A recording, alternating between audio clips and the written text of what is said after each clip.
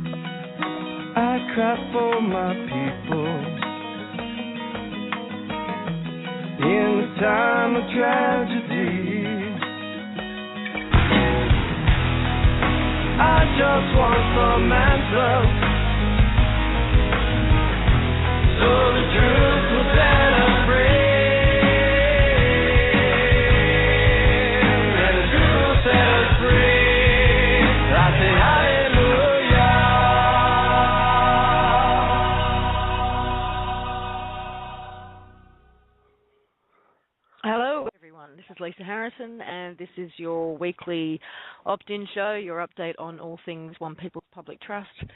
Welcome. We have all the usual suspects on the call. We've got Bob. Hello, hello, hello, Lisa. Hello, hello. And we've got Chris. Hi, Lisa. Hi, Bob. Hi, everybody. Good morning. And we've actually got the Bartles from Western Australia on the line as well. Hello, everyone. And who else have we got? We've got... Yes, we've got Brian. Hello, and greetings to all. And Dee. Oh, where's that coming from? Dee, have you got... I get a musical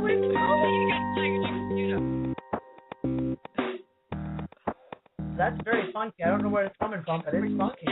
Where's it coming from? Minimize your windows, Dee. Don't look at me, guys. The music ain't coming from my side. Well, I will do again just to check. Bob, that's coming from the host. Yeah, it's coming from the host. Uh-huh. Hi, everyone. It's not my. I don't even. Okay, someone at the host end is doing some interesting things there. The host is listening to some groovy elevator music. It's coming from your computer, Dee. It's not. It is. When I unmute you in the Blog Talk in there, that's when I get the music. I don't know what I've got open. Apparently someone wanted us to have a dance party. Okay. Well, here, I've closed my internet down completely. Hold on. It's all good. And hopefully we will have Heather join us, but she's had internet issues all day, apparently. Horrific internet issues. Yes, we've got a lot to address today, though. First things first. What is first things first? There is a Facebook post, probably should discuss, that a gentleman outlines the scenario of a person coming into his car yard with some kind of check that he designed himself to buy a $200,000 car. And when the car yard refused to comply, he then used a courtesy notice on them to charge them 14,000 silver coins for not doing so. Now, we've all looked at this, and we all believe it's actually, what was that word? It's a troll. The troll? Troll. This gentleman knows an awful lot about the One People's Public Trust, about the sovereignty movement and the strawman concepts, etc. Way too knowledgeable. Yes, very much so for somebody who just happened to be caught sort of sidelined by somebody walking into his car sales place of work and presented him with some documents he didn't understand. So, yeah, but it does bring up the question of what's appropriate use of this courtesy notice. And something like this is not one of them. Whether this actually happened or not is irrelevant right now, but it does bring up the discussion of this is not a weapon, people, and I hope nobody's trying to use it as one. But do you guys want to, Scott, Ken, want to address, because the guidelines are very, very detailed in terms of its uses, the courtesy notice's use. Yeah, sure. I'll jump in on that one. It's we've seen actually over in the last week quite a lot of comments that have come through to the the FORAPAC email, and there's been a couple of folk who've perhaps unwittingly had a question in their mind that goes along the lines of, how do I get them to do X, Y, or Z? Or how do I make them do X, Y, Z? How do I stop them from doing X, Y, Z? And basically you can't. It's a free will universe. It's not a tool to use to compel someone to do anything. That's, if you look at the big picture, that's what we've had enough of, and we've had enough of compelling people to do other things. So jumping out there and saying, you have to do this or you have to do that is no different. So the courtesy notice is not a tool for that. Instead, what it's saying is, I offer the following arrangements. I accept you performing this action against me in exchange for this particular monetary value. Now, if you put that monetary value at a very high value, the incentive there is for that person to stop it. If they perform the action, they've chosen the outcome. They've chosen to receive an invoice for that amount of money. It's a tool to assist in bringing that choice to a point where you go, no, don't really want to make that action. So, before you get into the courtesy notice, inspect your intent as to what you're looking to use it for. And if you spot any elements of how do I make them do this, how do I stop them do that, that sort of thing, I'd suggest starting again and just look at what you're willing to accept in exchange for them actually doing it.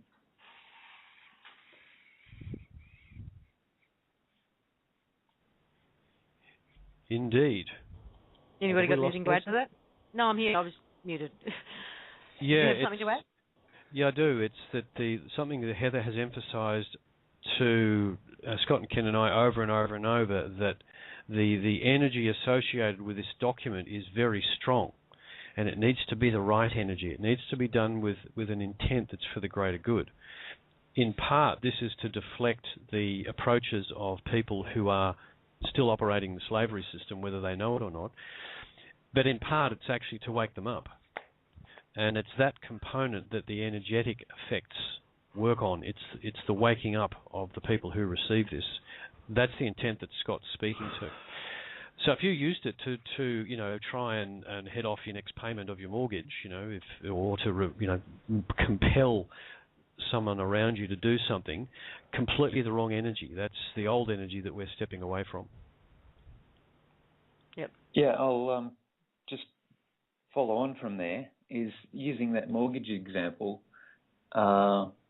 When you get, say, for example, an action that comes back in that's you have to pay your mortgage, having provided the courtesy notice, the attitude I approach it from is, oh, thank you. You've accepted my terms and conditions. I'll pop an invoice in the mail. Some people go to the place of, oh, it didn't work. They're still demanding money from me. Like, well, they've just said thank you to your terms and conditions and have accepted them. So oblige them with an invoice and follow up with your overdue notice and the final notice, and approach it from that angle. It's not necessarily, and from experience when invoicing banks for these sort of things, some of these have taken 4, 5, 6 more invoices before they get the idea that, oh, maybe I better read the document and do some research as to what this person's talking about, rather than just categorize them into some fringe group and say, I don't have to read that. That's meaningless. I've been receiving these for the last 10 years. That's just this bunch of stuff that I don't have to worry about. And I suspect there'll be a large amount of that where people have been in some of these positions of banks and so-called governments and that sort of thing, receiving material from various different avenues and camps, that it's possible that they go, oh, not another one, and they don't even bother reading it. They get to the first 5 lines and go, no, and they've already categorized it. Would that sound likely for everyone else? Mm-hmm. Yeah. Yep. So, we have to keep it in our minds at all times, what it is, the process that we're actually going through, and understand it at our end as well. And we've got a very good example, unlike the troll that we think has emerged to have a go at discrediting the process. There's actually a really interesting story about a lady who she actually wrote a letter to her bank referencing the OPPT UCC filing. She didn't actually use the courtesy notice, but she basically told them that their credit card account, the whole setup, was fraudulent. She had no debt, and they were foreclosed upon. And as a result of that approach by a letter, they discharged her debt and closed the account. It was $28,000 worth of credit. $28,000, yeah. And the third party information, they actually refunded her last payment interesting. Not only that, the credit card company called her specifying they were not willing to collect, they're not calling to collect any money. They just wanted to know if the account was opened fraudulently by someone else or if it was opened by her because she had mentioned fraud. She said no, the fraud was on their side. They also warned that her credit would be bad for 7 years, which I don't think concerned her a great deal. But so what? So that was a $28,000 debt discharged by one letter that simply mentioned the UCC filings and followed up by her standing in the right space and literally, staring them down, if you like. And that is the outcome that we expect to get with a significant number of these. There'll be a significant number of amounts of blustering and various other posturing by the people who will receive them. But essentially, the filings will stand. And if more people tell these organisations that we know they're foreclosed, the individuals who operate in those departments who are actually dealing directly with the public, they ain't going to want to deal with it, and they will just simply start dropping them like hot potatoes whenever the subject even comes up. They just will want to deal with customers who will play their game. So I think we're going to find over the next month or two, depending on what happens with all of the other things in the background, such as the CVACs, that the financial institutions will well and truly know that the game is up. I actually had an interesting thing happen with the one that I filled out, Chris, for my my auto note with Chase. The last payment I made was January 1st, so come February 3rd, my payment was late. Around the 10th, they started calling me, and they called me every other day, trying to collect the debt. And I sent my notice in, I believe, around the 23rd, and I told the guy I was coming, and I sent it registered mail, and it's in Orange County, which is just up the road from me, so it probably got to him the next day. And I haven't received a single call since then. I don't know if they've discharged the debt yet or not, but whatever happened, they stopped calling me. So I'll keep people posted on developments with mine as well. Well, hopefully that, Brian, that meant they read the terms and conditions, because they would know that a call is very expensive. Mm-hmm. They will get a large invoice if they call you, and that's one of the ways that the terms and conditions are designed to work, to break off all contact with you. Now, while we're on the subject of courtesy notices, I just wanted to bring everybody up to date in where we're at with issuing updates.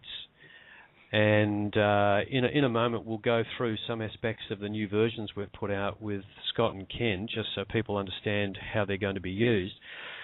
There was a set released late last week, which was essentially a Microsoft Word version. We immediately started to get feedback from people on the Macintosh with Pages that formatting was being somewhat lost.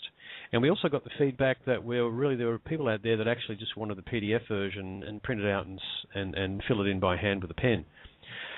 So today we're re-releasing that, and I think there'll probably be weekly updates for a little while we settle the whole set down. And this update will consist of the following. There'll be a set of American letter formatted Word files with a PDF reference file, so that you'll recognize the reference file, because when you open it, it'll have reference right across the page.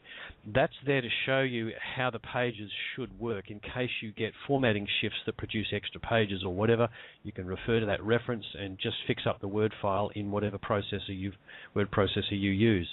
We've made some adjustments to the formatting so that the Pages program doesn't do anything ugly with it. You will still get a couple of warnings when you open the file in Pages because of the way that it interprets the styles in Word. Just ignore them. They're of no consequence. And the other thing we have done is also produced a PDF-only set, which is just to be printed and filled in by hand. And just when you're downloading them from the website, you'll get the whole kit, but the files are very clearly labeled by names, so just read through the file names and you'll find the ones that you actually need to use. So there'll be that new setup on the website later today. The next release, which will be before the show next week, is going to have some legal things added to it to actually increase what it's actually doing when it hits the recipient end, which will be pretty interesting. So look out for updates and keep an ear out on the show. Also, in the updates, in the update from last week, and we'll probably do the same with this one, there is a short audio update explaining what Scott and I are about to run through, which is the 5 slightly different versions of the document that we've put out there in this release. The intent here is that you can use this courtesy notice for almost any situation. You've just got to pick the right version, the right flavor of it. And the flavor is determined by at the very start of the courtesy notice, there's a section actually called Declaration of Facts that actually establishes who the respondent is. That's who the person it is you're sending it to, and it actually establishes the initial terms upon which you're basing the whole courtesy notice. So, are you still with us, Scott? Yep. Yep. Okay. Now, I'll just read out the different types, and then we'll just quickly run through the intent behind each of them. There's a paper action where they send you a piece of paper, an actual incident where there's some sort of event, a future action, and then 2 general notices. One we've called Slavery Foreclosure General and Slavery Foreclosure Individual. Now, Scott, the paper action one is essentially the original version that we created. Yeah, it's basically the standard version.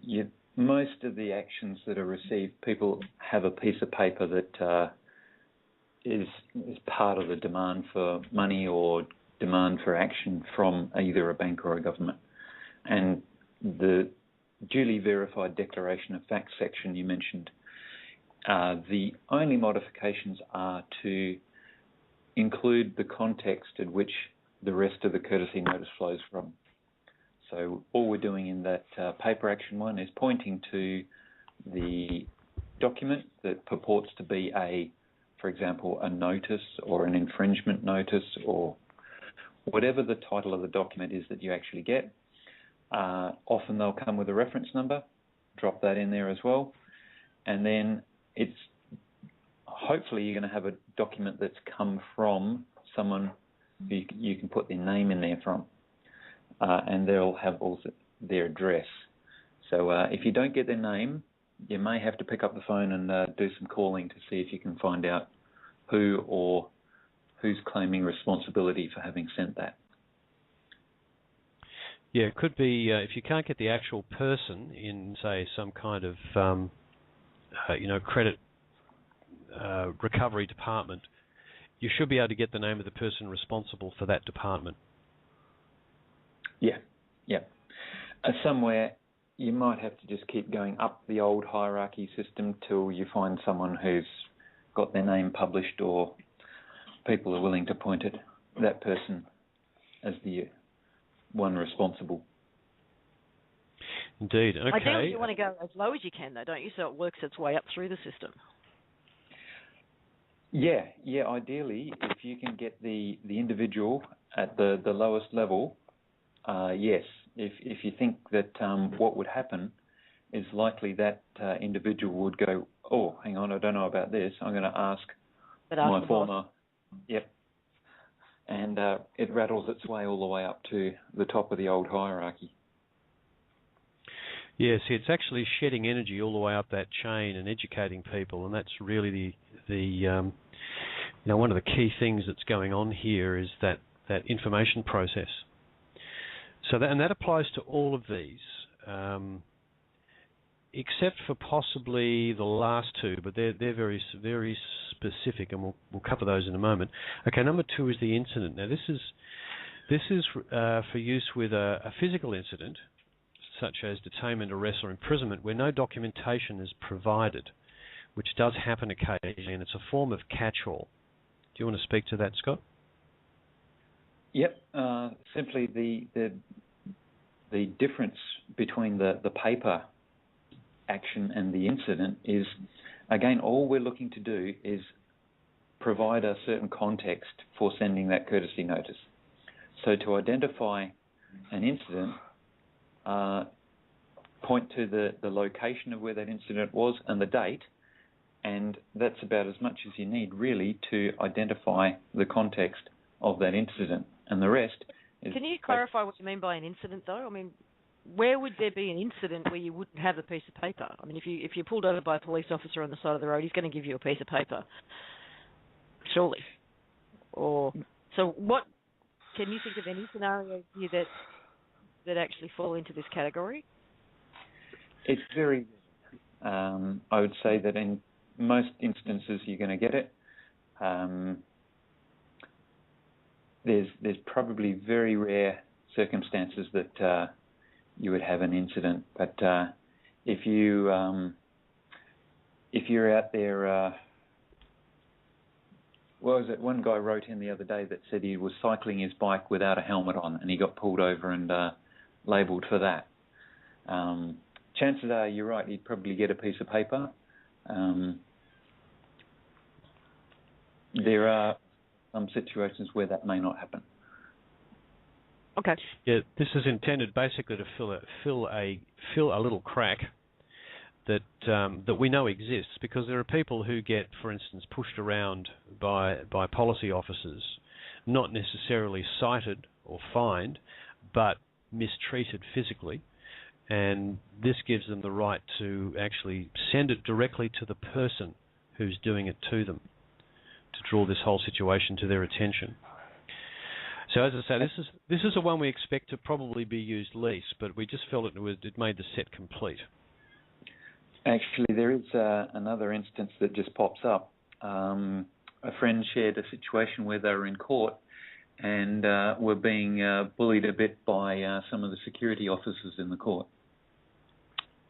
Yep, classic example, because bullying is damaging the proponent's measurable energy. You know, it's an insult on the energy of the person, and that is most definitely not permitted. It's an invoiceable offence.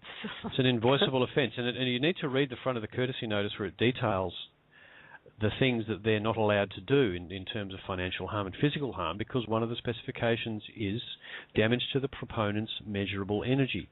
So that means if they upset you, it's your free will choice to go through life and not be upset, is it not? So if they're ruining your day, then they don't have a right to do that, and that's part of what the courtesy notice actually covers. Okay, now the third one is future action. Now, I'll just read out what we've got on the guidelines here. This can be sent to any individual acting as an agent for a foreclosed entity that may interact with you in the future. The fact that you've already submitted the courtesy notice to an individual, such as a police chief, means that any individual instructed directly or indirectly by that person is duly noticed by the notice to principal is notice to agent doctrine preserved in UCC 103. Scott, do you want to speak to that? Sure. It's, I suppose, rather than waiting for a piece of paper to turn up for a demand for payment, you're basically taking the initiative and saying, look, I recognise the environment that we're in at the moment, and before let's just say a classic example is the tax office. They tend to only harass you at the end of the year or the financial year in certain timing patterns. This document here gives you the ability to step in right away and write to them and say, look, with regard to any future action by, and list the name of the individual with the address of, drop their address in there, and then it launches into the rest of the courtesy notice. So it's talking to a non-specific incident or action in the future, and the context of that is set by your terms and conditions. So it's if they ring up and say, just wanted to wish you happy birthday, you're not going to smash out an invoice to them. It's the context is their future action demanding money or action from you, compelling you to do something. So based on your past experience, based on my past experience with your corporation, I know that come April or July, you're going to make contact with me again. So just to let you know, this is what happens if you do. This is the arrangement under which that can happen. Okay. So you're actually starting the contract earlier. You're not waiting for a communication and then making the offer of contract. You're actually making the offer of contract before they even contact you. And then as soon as anyone contacts you, it triggers the contract. So the very next time they send something to you, it's a done deal. They've accepted the contract, and you can invoice them.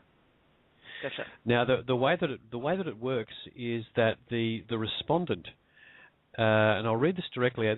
This is part of the one of the phrases in the courtesy notice itself. It says, "Respondent is cautioned of its compounding and accumulating liability through instructing, directing, or conspiring with colleagues in pursuing damaging actions against proponent. Should colleagues so instructed detrimentally damage proponent, they will be made jointly and severally liable through principal agent doctrine preserved by Public Policy UCC 1-103. It is now your commercial and moral responsibility to inform them." Brian, do you want to mute yourself? Oh, yeah, sorry about that. That's okay. It's your responsibility to investigate your liability and any potential future liability that is created by your knowing, willing, and intentional free will choice to damage proponent.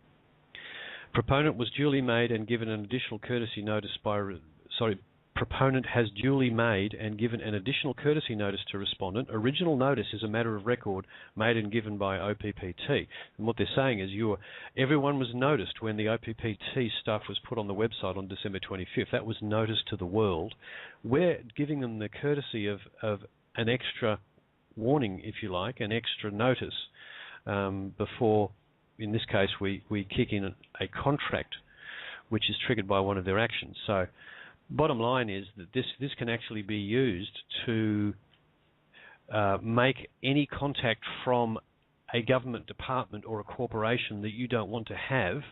Instantly they attempt to contact you the next time, they're invoking the contract straight away. So this is a pretty useful little courtesy notice, and it's actually very simple to do. So we're thinking that would... Now, we really encourage you to do these things, because you're actually really diving right into the heart of the system when you actually point out to them that there is compounding liability all the way up the chain. As a member of, say, a foreclosed corporation who is, say, a manager of a large staff of individuals who are fraudulently attempting to extort money from other individuals as a group, which is what's happening. They're not acting as a corporation anymore. They're just a group of people who are actually unlawfully extorting money from individuals. And the person who is instructing this group is commercially liable for every action they take. And it wouldn't take much arithmetic for a manager to realize that if he's got 30 people making 30 phone calls a day, and ruining the days of hundreds and hundreds of people, that compound liability is more than significant. It is huge. And if you compound that across a whole company and look at the liability of the chief executive officer, it's way in excess of their bonus. Let me put it that way. So the next one is slavery foreclosure general is what we've called it. And this goes back to a clause, the same clause affecting proponents' measurable energy, but it also goes back directly to the UCC filings, where perpetuation of a slavery system is absolutely unlawful. Scott, do you want to take up that thought? Yeah. Well, I suppose we've got these courtesy notices where we're directing their attention to the cease and desist. So you're ordering the cease and desist. Can you actually make them cease and desist? No, that's where you're accepting those or proposing those terms and conditions to actually do that. And I was going to suggest with the courtesy notice for, I suppose if we move into the general one,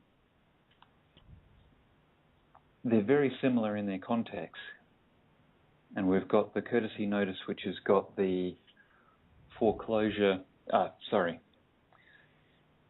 we're basically talking about a generic one that covers each day that they turn up to work, perpetuating the slavery system. So the final two that we were going to talk about, and I might be jumping ahead a little bit there, Chris, was the two courtesy notices covering the perpetuation of the slavery system. The one's a generic one that can be issued for anyone who is perpetuating the slavery system, basically turning up to work, sending out letters. That sounds like one we could send to Gillard. Yeah, well, the thing about it is you could send it to, an accounts clerk, or you could send it to the chairman of the board of a company, because they're all doing the same thing. They're perpetuating the slavery system. Exactly, and they're not turning up to work to change the system. They're sending out all the usual stuff. They're doing all the same things, and it all relates to, I'm just doing my job, which is the common catchphrase. So that's the thing that we're noticing them for, like Chris said, a second time, to actually advise them that, hang on guys, here's the memo in case you didn't get the first one, and get that message across. Well, if you read the courtesy notice from start to front to back, the first thing it says is that the corporations have been foreclosed by a series of filings from the One People's Public Trust. There's your notice, and it lists the actual filings that they need to go to look at, and they have all the information necessary in those filings to work out what has and hasn't happened. So you're well and truly putting the ball back in their court to work out what it is you're talking about when you tell them they're perpetuating a slavery system.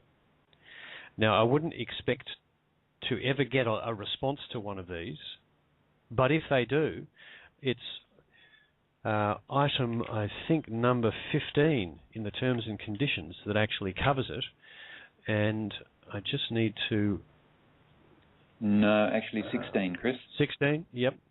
Yep, operating or perpetuating any and all private money systems, issuing collection, legal enforcement systems, operating slavery systems of and against the one people. And the one people is defined in UCC, 1,000 ounces of silver per calendar day. So should they happen to respond, even if the company secretary writes back a letter saying, thanks very much for your letter, but we think you're a nutter, you can start sending her, if you like, an invoice every day for 1,000 ounces of silver, should they happen to respond to you.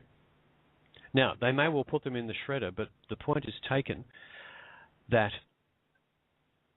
they now know, they've been put on notice that they're operating a slavery system and the company is foreclosed. And that's the message we're trying to get through. And this is the harm to one is harm to all concept. That's really at the bottom of this, that an operating slavery system might only diminish one person, but because we're one people, that diminishes us. And they're not actually entitled to do that under universal law. Not to one, not to all. So this is really operating in an absolutely generic fashion. So if you feel annoyed at Monsanto, send one of these to the CEO. If you feel annoyed at a company you discover is doing chemtrail spraying, send one to the CEO. Send one to every board member. Send one to every country, every company official you can find in their website. You're entitled to do that. And if they write back to you saying, sorry, but we think you're being silly, send them an invoice and keep sending them invoices. The point will come home to them. And the more, for instance, one of the things that we could do with the email blast is to send 10,000 courtesy notices like this to the head of some corporation. At that point, I vote Monsanto. If they happen to respond to it, then if they responded to 50 of those, they can have 50 people sending them invoices daily until they shut the company down, stop operating. So it's one of those things where we can stand toe to toe and tell the system that the game is over. And so we're actually hoping that... Well, I just want to say, and because we've covered 40 minutes on the courtesy notices, so let's just sort of round it up and move on a little bit. Okay, I'll just round it up with the last one. If you can just give me one more minute. The last one is virtually the same, but it's to support a specific individual, action against a specific individual. If you want to support Bill Brockbrader or Cody, the gentleman who was put in jail last week, number 5 is the one to use because you can name an individual. Okay, so read through the guidelines, have a look at it, and sharpen your pencils. Now, all the courtesy notices always go directly up on the optin.com website. So every time they're updated, that's where you'll find them. I know that people are downloading them and sharing them on other websites and blogs and things, which is great. But the ones that come from Scott and Chris and Ken, that's where they go. Straight onto that website. Yeah. And this go ahead. Yep. I was just going to say the email address for questions is foropak@gmail.com. That's FOROPAQ @gmail.com. And that's just for courtesy notice related questions. Yes. Okay. The website is constantly under revision and growth and expanding and changing constantly. So there's always more information up there. And this does bring me to one of the points I wanted to make, which is to go to the source.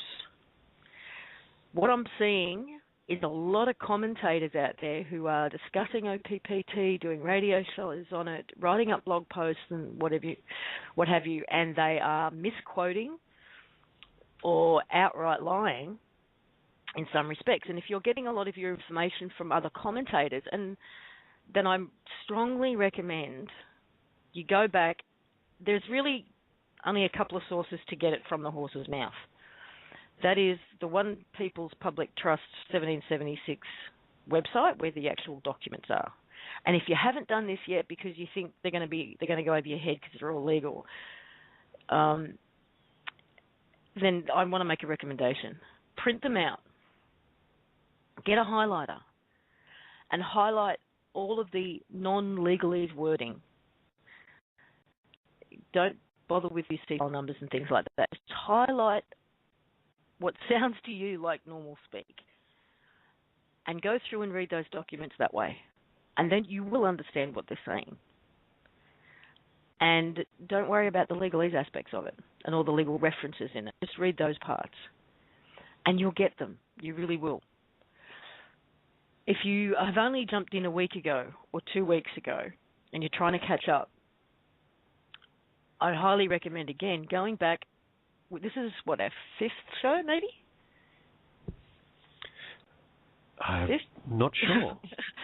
There's only been a few. Already. It seems like years gone by already. Oh, no. Go back and listen from the beginning to the opt-in shows here on Freedom Reigns. And also go back to the 8th of January when we came back online with the Collective Imagination show and listen to those. And do it in order if you can. Because what you'll find is your database it grows exponentially because no two shows were the same. And they often grew and expanded on information that came before.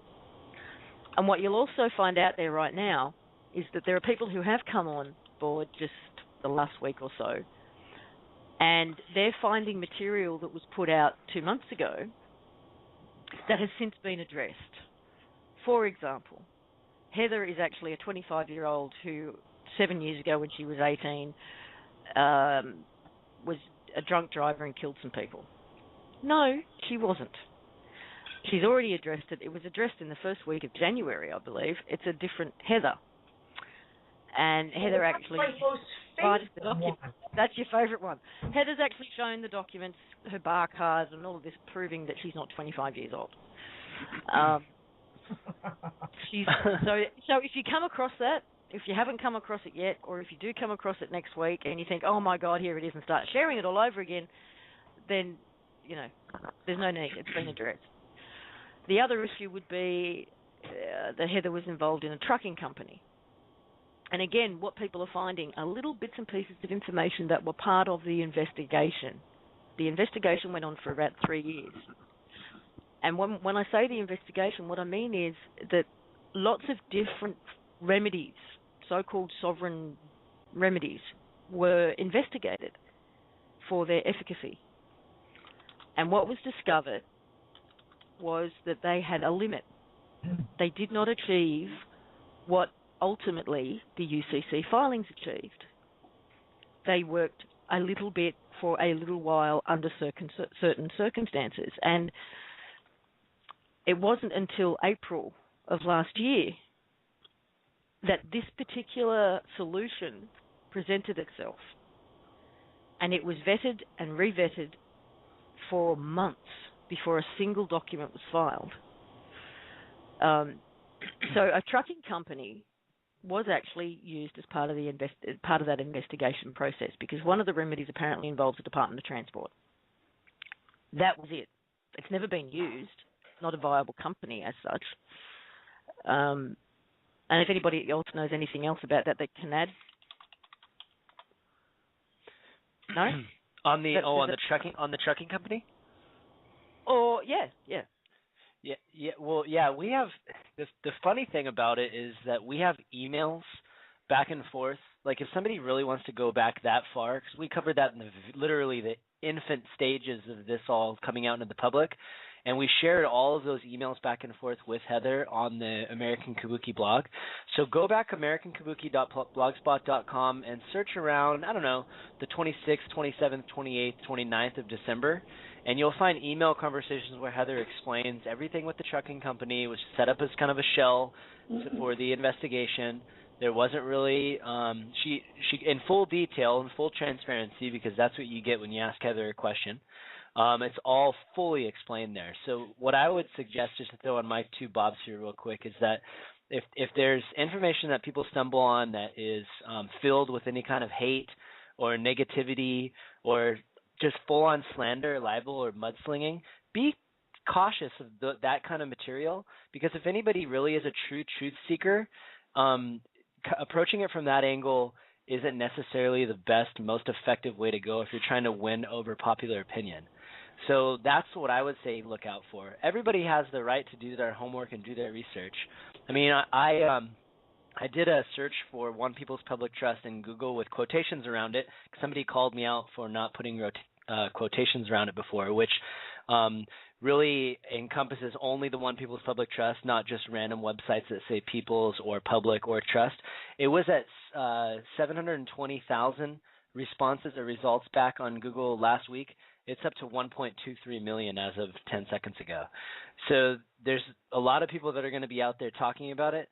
And for every one person that's really trying to attack it because out of fear or fear of the unknown or whatever it might be, there's 100,000, if not a million people that are out there either A, supporting it, or B, holding the space that all of this is truth and is reality, because they have hope that there's something, that there's change coming.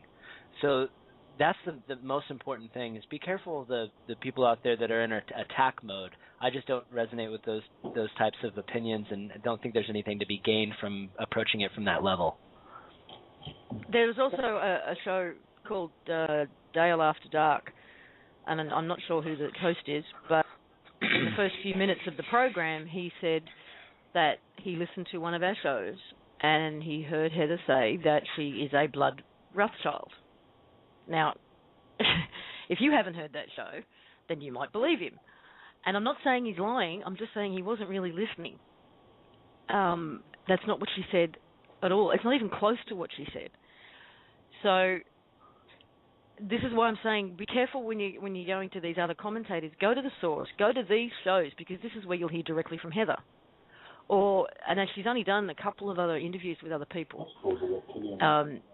But if you want to hear from her directly, then tune into this show. That's my recommendation. Go to the source. Or the collective imagination. Yeah, of course. You know what, Lisa, if I could just jump in here for a second. And this is one of the issues. I get emails all the time saying, oh, so-and-so Wright said something terrible on the radio show, or so-and-so gave a report about this, that, and the other. And we have these things coming in. So, for example, and I'm not going to start naming names because I'm not even going to give them that space. None of those people, all those emails that I've received from people saying this person, that person, the other person, some of them are, well-known people on the internet, or they're saying this and that. Not one of those people has come forward to ask the questions directly to Heather or any one of us who's been, involved with OPPT right from the beginning. Not one of them. Now, one of the people who has been very, very vocal apparently lately, a well-known person in the Patriot movement, is a personal friend of mine.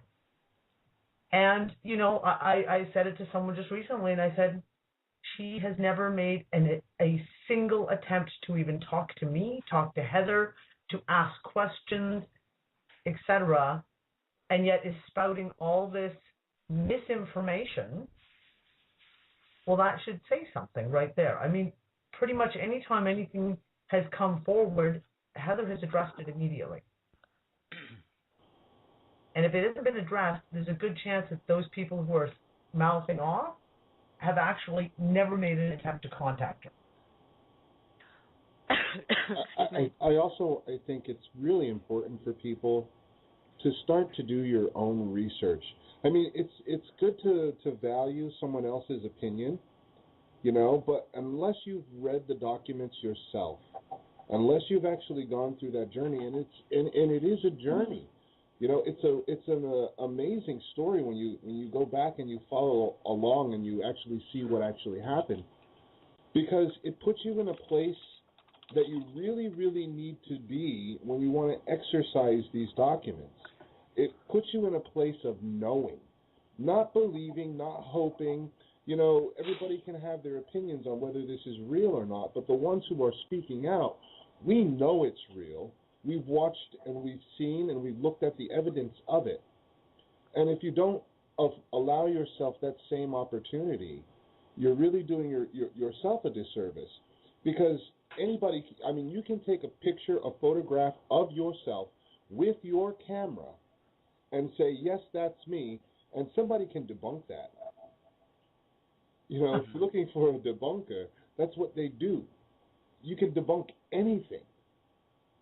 But that doesn't necessarily mean that what is being debunked is not true. And you've got to have an opinion for yourself. Stop following. This is all about standing in your space. It's not about following Heather. Ask Dee. Her and Heather disagree all the time. Yes, we do. Not so much anymore, but we have bumped heads several times.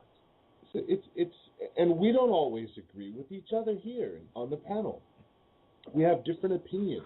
We have different ideas about what may be taking place and what may not be taking place. But it's important for you to be confident and feel within yourself that this is real for you, that it's something that you believe in, that's something that you resonate with. How is it that you feel when someone tells you what you can and can't do, where you can and can't go, how you can and can't love, what you can and can't eat?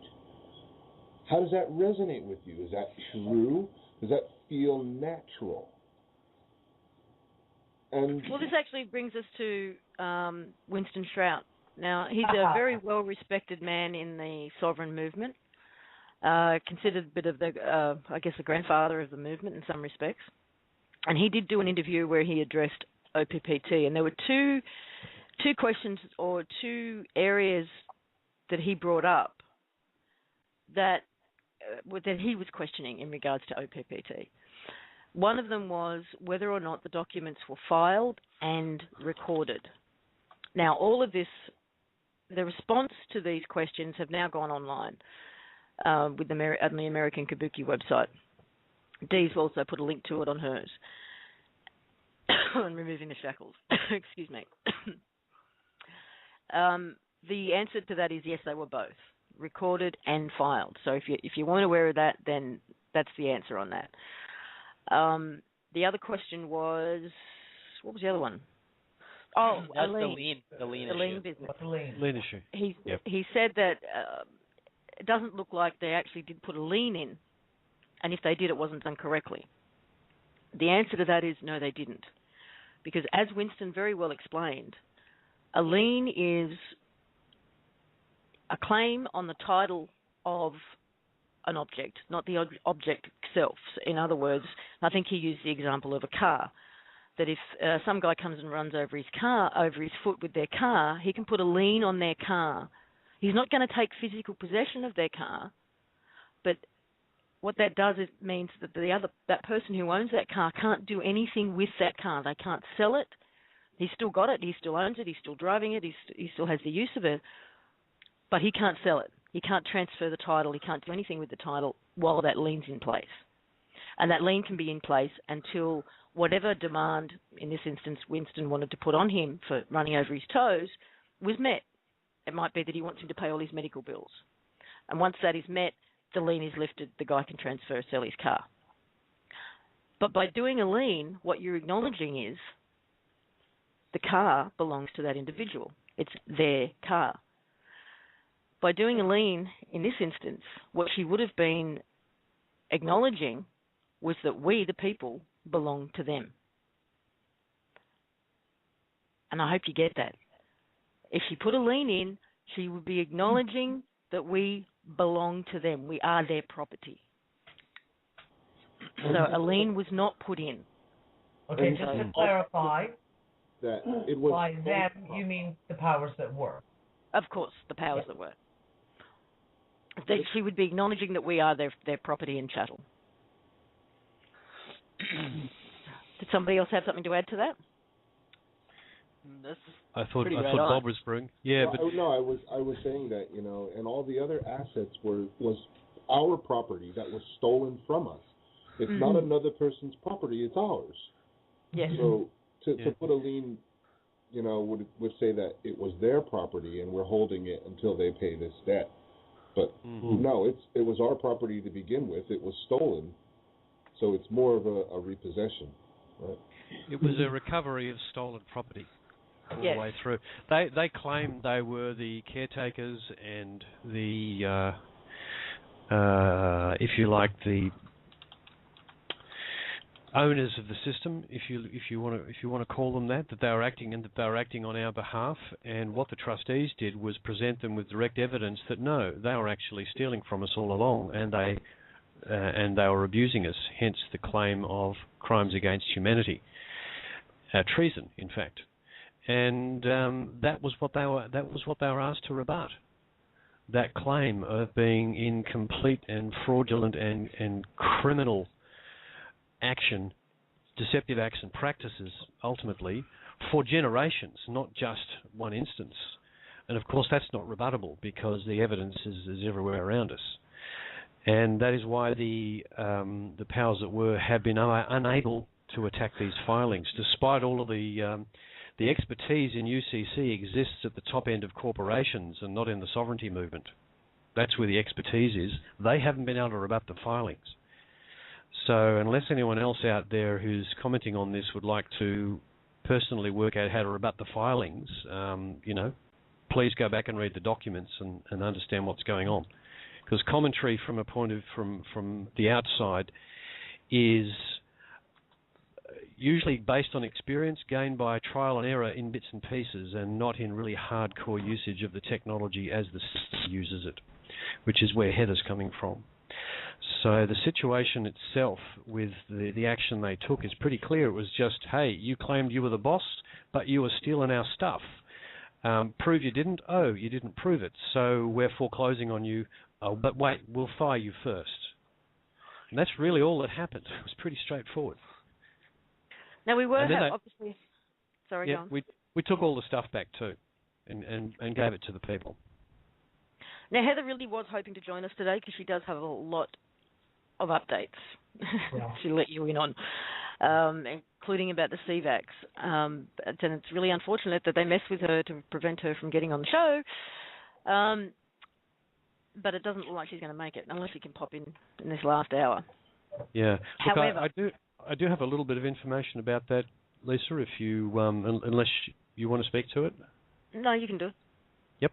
Okay. Look, the progress on getting the CVACs actually ready to roll out is moving forwards. They're at the stages of finalising, the technological stuff and the funding issues behind it all.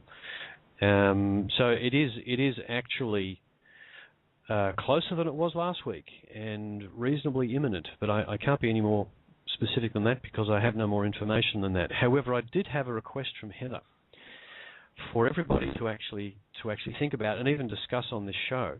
And that's the thing that we need to focus on is, okay, a funded CVAC actually comes into being.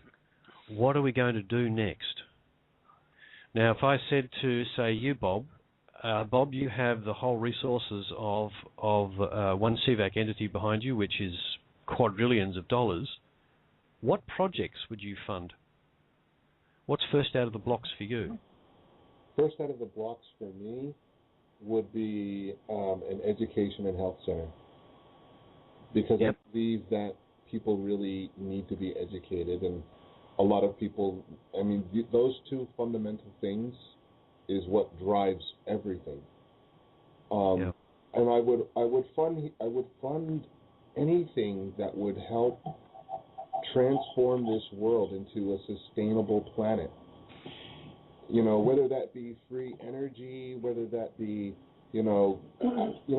any humanitarian effort, I would be a part of. Because it's us who get, what is really possible? What kind of quality of life can we actually create for ourselves? I think higher than any of us can even realize. Yeah, that's exactly the sort of discussion we need to have. Well, what I'll do is I'll quickly pass around the panel and we'll just kind of put out our initial response. Now Dee's putting her hand up here, so what would you do first, Dee? Oh, pick me. Yes, you, the noisy one in the corner. Yes, the noisy one in the corner. I'll go put my dance cap back on, I'm sorry. You know what? I have been hugely involved in several different aspects, and I have got big plans. And one of them is obviously going to be, that Bob touched on, is the whole green energy and going into zero-point energy, pardon me, and going farther than that. My father has worked in the green energy industry for 20 years, and I already actually have a crap load of connections for desalination plants that are solar powered and the whole bit, and they are so simple. Some of the technologies that are available now are so simple, and they are just being blocked by the government. Waste disposal systems that are being blocked by every municipal, federal, provincial, and state government in North America. So because the difference here, folks, is that this is resources in the hands of the people, being used for the people and not for government agendas driven by corporate owners operating in the background. Exactly. So Ken, what would you do first? Are you still with us, Ken? You might have to. I have to mute my microphone. Yep. I think, in a very general sense, what I would really like to see, and I think it could be disseminated quite freely, and that is a re-evaluation of the education program. And let me explain. We've for too long lived in a world where there's always someone there to hold your hand or give you a directive or issue a statute which says you do things this way or that way, or you apply this, or you have to register to do that, or you need someone's approval. And in that process, we've forgotten how to think for ourselves. And what I would like to see is an education program wherever it might be instituted, and I think with the primary school grade, I think is probably the best place, which gets people used to the idea of how to think for themselves, cognitively, rationally, evaluate data, make decisions, be responsible for their decisions. That part of the education program, to me, is very sadly neglected. What we've done is we've just brought up a race of slaves. Yep, I hear you, Ken. And that gets my vote. That was too, the objective, though, Ken. Yeah, it was the objective, and it was quite achieved to it. They achieved their goal. Yeah. Yeah, Brian, what about you? So I'll keep moving around the panel because I know we could all talk about this for hours. Well, what would you do first? Well, first, my first item on the agenda is to play a support role to all those that are in fear or confused by what's going on, and helping them to come to grips with the reality that is now upon us, and help them to understand that it's nothing to be afraid of, and that where we're headed is something that is a place that's more beautiful than we can possibly comprehend with our third dimensional conscious mind. But once everybody's gotten over to that hump of uncertainty, I think that I will be heading in the direction of where Hope Girl is with her Fix the World business plan. I mean, she's with her website that she's put together, and her Fix the World business plan has amazing ideas of just absolute brilliance. She's working on things like flying cars and free energy devices and how to fix a lot of these broken systems. I think having her and what she's putting together right now behind the scenes as a great point of making sure that all the options are on the table. I'm going to probably head over and see what she's up to, and then figure out where to go. Because the way I look at it right now is, I could sit here all day and say this is what I want to go do, but if you would have asked me the same question a month ago, I would have told you something that'd probably be absolutely irrelevant to where we are today. So it's for me, it's staying open-ended and very fluid, depending on what information and data I have available to me at any particular time. Yep. And Lisa, what would you do? Well, I know I'm supposed to be a clone, or not even here, and just a computer-generated program. So you're a CGI, aren't you? Yeah, but I actually would like to clone myself. I'd like about a dozen of me, so that I can do all the things I want to do. So many. I mean, there's a lot I would like to do just really in my local community. But the technology side of things is very, very exciting, and I know that there are about a dozen groups just in Australia alone who have, free energy technology ready to go to market, and they just haven't been able to get it through. Assisting in things like that. Also, the 5D media network. I really want to get that up and running and create a network, a real news program, and where people can go to and know that they're getting truth, they're getting the absolute data every day, useful information that is. Brian, can you mute, darling? Because you're typing and whispering and programs that really share real information with people that improve on their lives.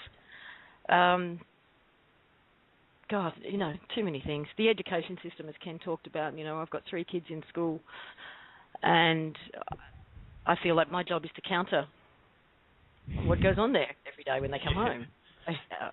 Now I have to undo the damage. I don't want to feel like that. I want to know that my kids are actually growing and learning and expanding and being fulfilled. Yeah. Well, for me, it's all of the above, because there's, I want to see all of those things happening. But there's an agricultural project that I've been somewhat involved with, and it's a very large-scale biochar recycling and agricultural land renewal program. Because if you take waste like the output from meat packing plants and you put it through a proper biochar system, you can create a huge amount of incredibly fertile land in a very short period of time. And you could grow things like hemp, which can be used for so many things, it's just absolutely ridiculous. And there's one particular gentleman who's known to all of the panel, who's got a project already on the books. It's already underway. He actually already has set up relationships with landowners and with hemp growers and the biochar technology, and all he requires is just some funding, and the whole thing will start to roll on. And there's just so many projects out there like that. And one thing I'd like to do, if there's people in the chat, and just put down the first project you would like to fund, because I just want to make a point while everyone's doing that. and Lisa can read back a bit of a list in a minute, is that if you look at the scope that we just covered in amongst 6 people, 6 people, health, education, energy, agriculture, communications, etc., etc., what you're really talking about are the CVAC systems that's specified. That's the meat of the actual CVAC, the formal CVAC entity run by us as a group, because we each individually are CVACs, and what we're going to be doing is co-creating a management system which coalesces and develops for the communities all of the things we've just talked about. And it is just such an exciting prospect to even be having this conversation. Before Christmas, you would have had to cut my leg off to convince me that I'd even be having this conversation right now. But here it is, about to happen. And we want to be ready. We don't want to be sitting around thinking in fear of oh my goodness, people are going to go nuts and party till they drop. Well, a few of them will, and some of those we can pull back from the brink, and others we might not be able to save them, but that's their free will choice. The vast majority of the human race, when they get over the initial shock of the sudden change, are going to go, holy crap!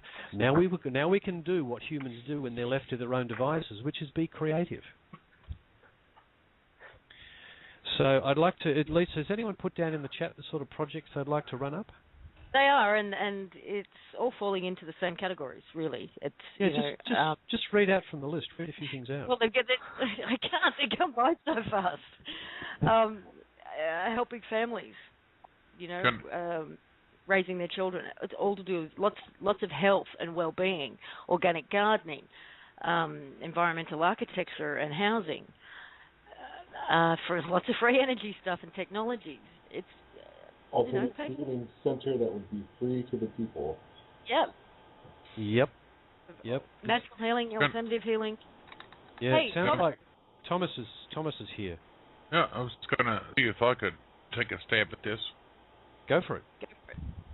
I was gonna say we're all gonna go in different directions, obviously, with this. So I think where I would focus my attention is to educate and get the knowledge to all the people on Indian reservations so that they don't have to live in third world countries anymore. Yeah. The second poorest place in the entire world is the Cheyenne Indian Reservation in Wyoming. And that's probably where I'd start at. Is that true? Yep. Yes, that's true. Yeah.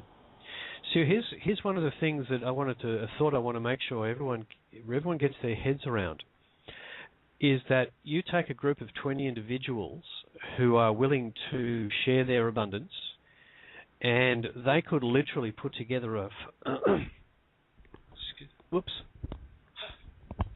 fleet of aircraft packed with food and send in fleet after fleet after fleet into the middle of Africa and essentially head off the starvation that's rampant in several areas in Africa, at the same time building more permanent infrastructure as they go, because at a personal level. You could do that as a person. No governments required, no NGOs, no aid organizations, just people doing what they need to do. And another example, if you're in a country town in the United States and there's 30% unemployment, even one person with access to the kind of resources that appear to be available to us very shortly could turn that town around in a matter of weeks and months just by implementing social programs. And fix things that need to be done. I mean, like, how many times have you driven down the road and you're like, God, I wish somebody would fix that pothole, and now you can do it. You can hire someone to do it.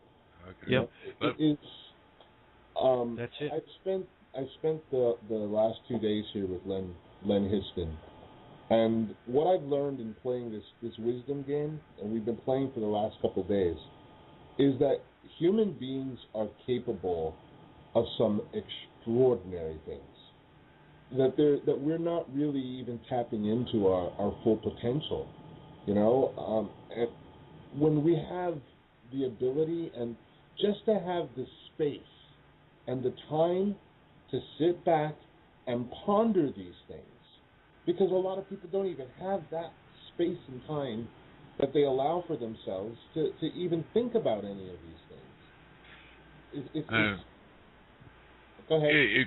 If I could just say one more thing, and then I'll disconnect. The other thing that I would do is open a new rehab center called Cathaholics Anonymous, and I'm warning you, there's no 12-stepping a Cathaholic.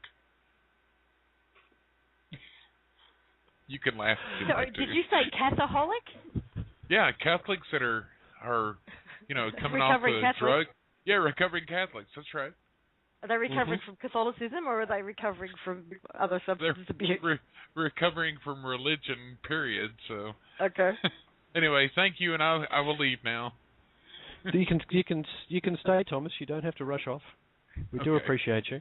But my point in this whole conversation is focusing on the incredibly positive aspect rather than the initial fear reaction that most people get when they suddenly think, well, hell, this sounds like it's chaos.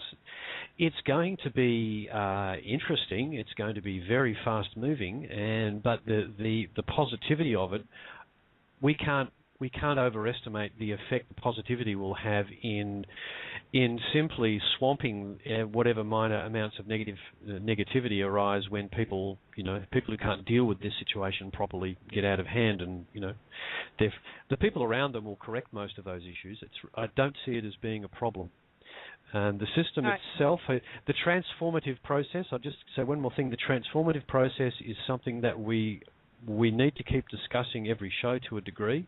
I just wanted to kick it off today by getting the guys in the chat. And is it still whizzing past, Lisa, with suggestions? The chat? No, it's whizzing past with requests to answer questions. But, okay. Well, let's pass into that questions. Well, I don't know what they are because they're going by so fast. Yeah. But there is one question that's come to me from several sources. So it's in regards to using the courtesy notice on behalf of a minor in a person-to-person situation. So, I mean, even though we know that we're sending these courtesy notices to an individual, that the corporation doesn't exist anymore, but what if it's not to somebody who thinks they work for a corporation? The example given was your kid's being bullied at school. Can you send one to the parents of the kid who's doing the bullying? Can you send one to your neighbour, for example, if they're causing you distress? Can you, do you know what I mean? Not somebody who thinks they represent a corporation. Actually, to give you a straight-off answer, I would say yes. But in fact, this is contextual. It's something that neither Ken nor Scott or I don't even.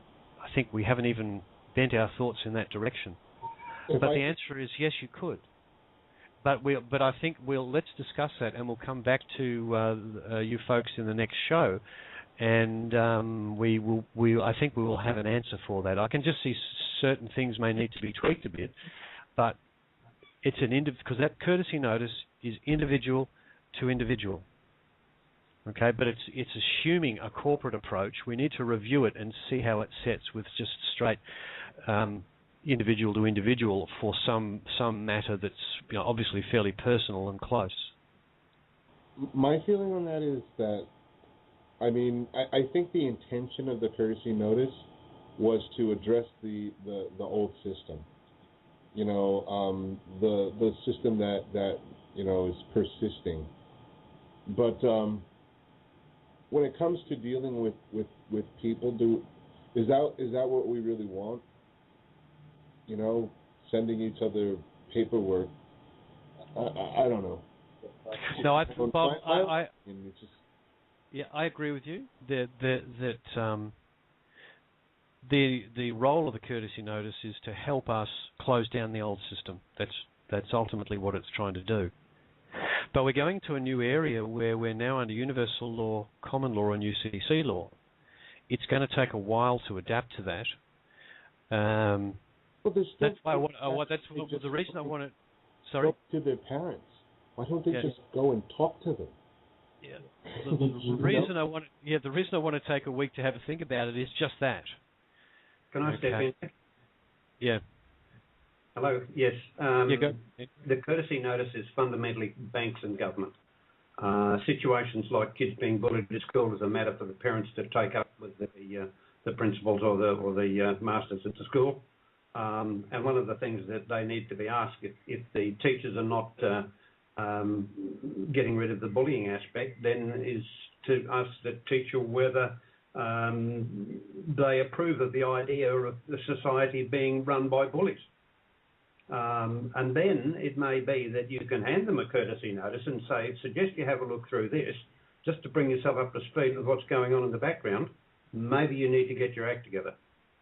So you're not actually using the courtesy notice then in the normal sense of addressing it to a government or a bank, but you are in fact, and choosing which one is appropriate, of course, using it as a means of letting your teacher know that you're not going to condone bullying in the school and they need to do something about it. Ultimately, my request to the people involved, particularly the headmaster of the school, would be to immediately begin teaching the students the meaning and application of the universal law. Yes. Because under universal law, there is no bullying. There cannot be bullying. That's right. Okay, well, let's bring some people out to ask some questions. We've got area code 917. Area code 917. You've got your hand up. Hello. Hello? Yes.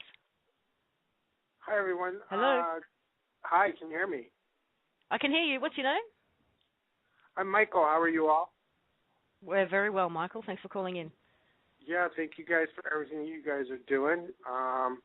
I'm trying to put a group together to start sending out some courtesy notices and doing and being. And a lot of the people in my group are wondering, they listened into that Winston Trout, and I'm glad that you guys addressed a lot of the things that Winston Trout brought up. One of the main questions that keeps coming up in my group is they're wondering who the grantors or the settlers of the trust are and who appointed the Heather and the other two as trustees. Okay. Did you want to speak to that, Bob? They just have issues because there's two in the party that are kind of experienced because they have trusts that they've enacted, and they're just wanting to get those questions answered because they're curious as to how that all works. Yeah, there seems to be a misconception that everybody's been placed under a trust called the One People's Public Trust, and Heather and the other two trustees are the trustees of it. That actually isn't accurate. What's happened is all the trusts that you were under without your knowledge and consent have been removed, is a more accurate way of looking at it. But Bob, go for it. Well, first I would say this is a question that's asked by someone who hasn't contemplated maybe fully who they are. Who are you is the ultimate question. And when you answer that question, you find, exactly as the document says, you are the creator manifest in creation, experiencing itself as creation. So there's where your authority comes from. It comes from within you, right? What gives her the authority to do that? The fact that she remembered and she has the right to do it. But she could do it just for herself, or she could do it for everyone else. Because ultimately, we're all humanity. It only takes one person to remember that. Only takes one person to remember that you are self. Okay. So are the terms trust and trustee sort of misapplied to the OPPT? Are they? No, they're not misapplied. I mean, it's still a trust, but anyone could be trustee. I mean, if you had raised your hand to do it, you're basically becoming a servant to the people. But doesn't the trustee have to be appointed by the grantor or settler, or the person who creates the trust? Which is the creator. The creator created the trust. It's going back to the original trust between the creator and us. It's reestablishing that trust. So the creator is the person, or is the entity that created the trust, and appointed the three trustees, and named all of us beneficiaries? Actually, if I may jump in there, look, that's actually my understanding of it, based on reading the documents. And if you've got people in your group who are somewhat legally inclined, I'd just encourage them to read the trustee bonds and as many of the filings as they can find that relate to refining the trust to what it ultimately became, which was simply the triumvirate this is my view of it, the creator as the grantor, we as the beneficiaries, and the trustees as the trustees. And if you want to ask who appointed the trustees, you would have to say, well, superficially, they appointed themselves, but in fact, what's really happening is that they're appointed. They're literally appointed by the creator. Chris, it's simpler than that. You are part of the trust. The trust includes the creator, the planet, all the manifestations therein. That includes you, at least your body, at least your DNA. That's the creation. Okay. You are the consciousness behind it. You are the creator. You are the creator. You are the creator of your body. You are the creator of all that is you. And you are experiencing yourself through your creation. It is your consciousness, right, that is inhabiting your body. And that is where the authority comes from. And this is why what I said, this person has not really contemplated really who they are. You are the creator, your consciousness. Everything is based on that. Consciousness is the primary factor in the whole universe. And it is your consciousness that creates your body. And as trustees, what kind of power or control do the trustees have over the trust? Read those documents, and you'll see what they have is 100% liability. They've put themselves into that position with complete liability for doing the right thing on behalf of everybody on the planet. They actually have they've got no control at all. Authority and control over anybody. Yeah. So, they put all as the power in the hands of the people. We don't have to turn to them for any sort of, in regards to them administering the trust or any of that. We don't have to look to them for permission. Well, just administering the trust. There's no control that they have that we, as beneficiaries, need to turn to them for. If you read it's a spiritual trust, in my understanding. If you read the trust documents, you as the creator. One of the things that's spelled out for the trustees is that they are to offer assistance, but you are to have unencumbered access to all of your value, and they are there to offer assistance in that. That's it. Great. Okay, so what doc should I show my group? The trustees bond an oath first. And one of the other documents, unfortunately, are scattered throughout the website.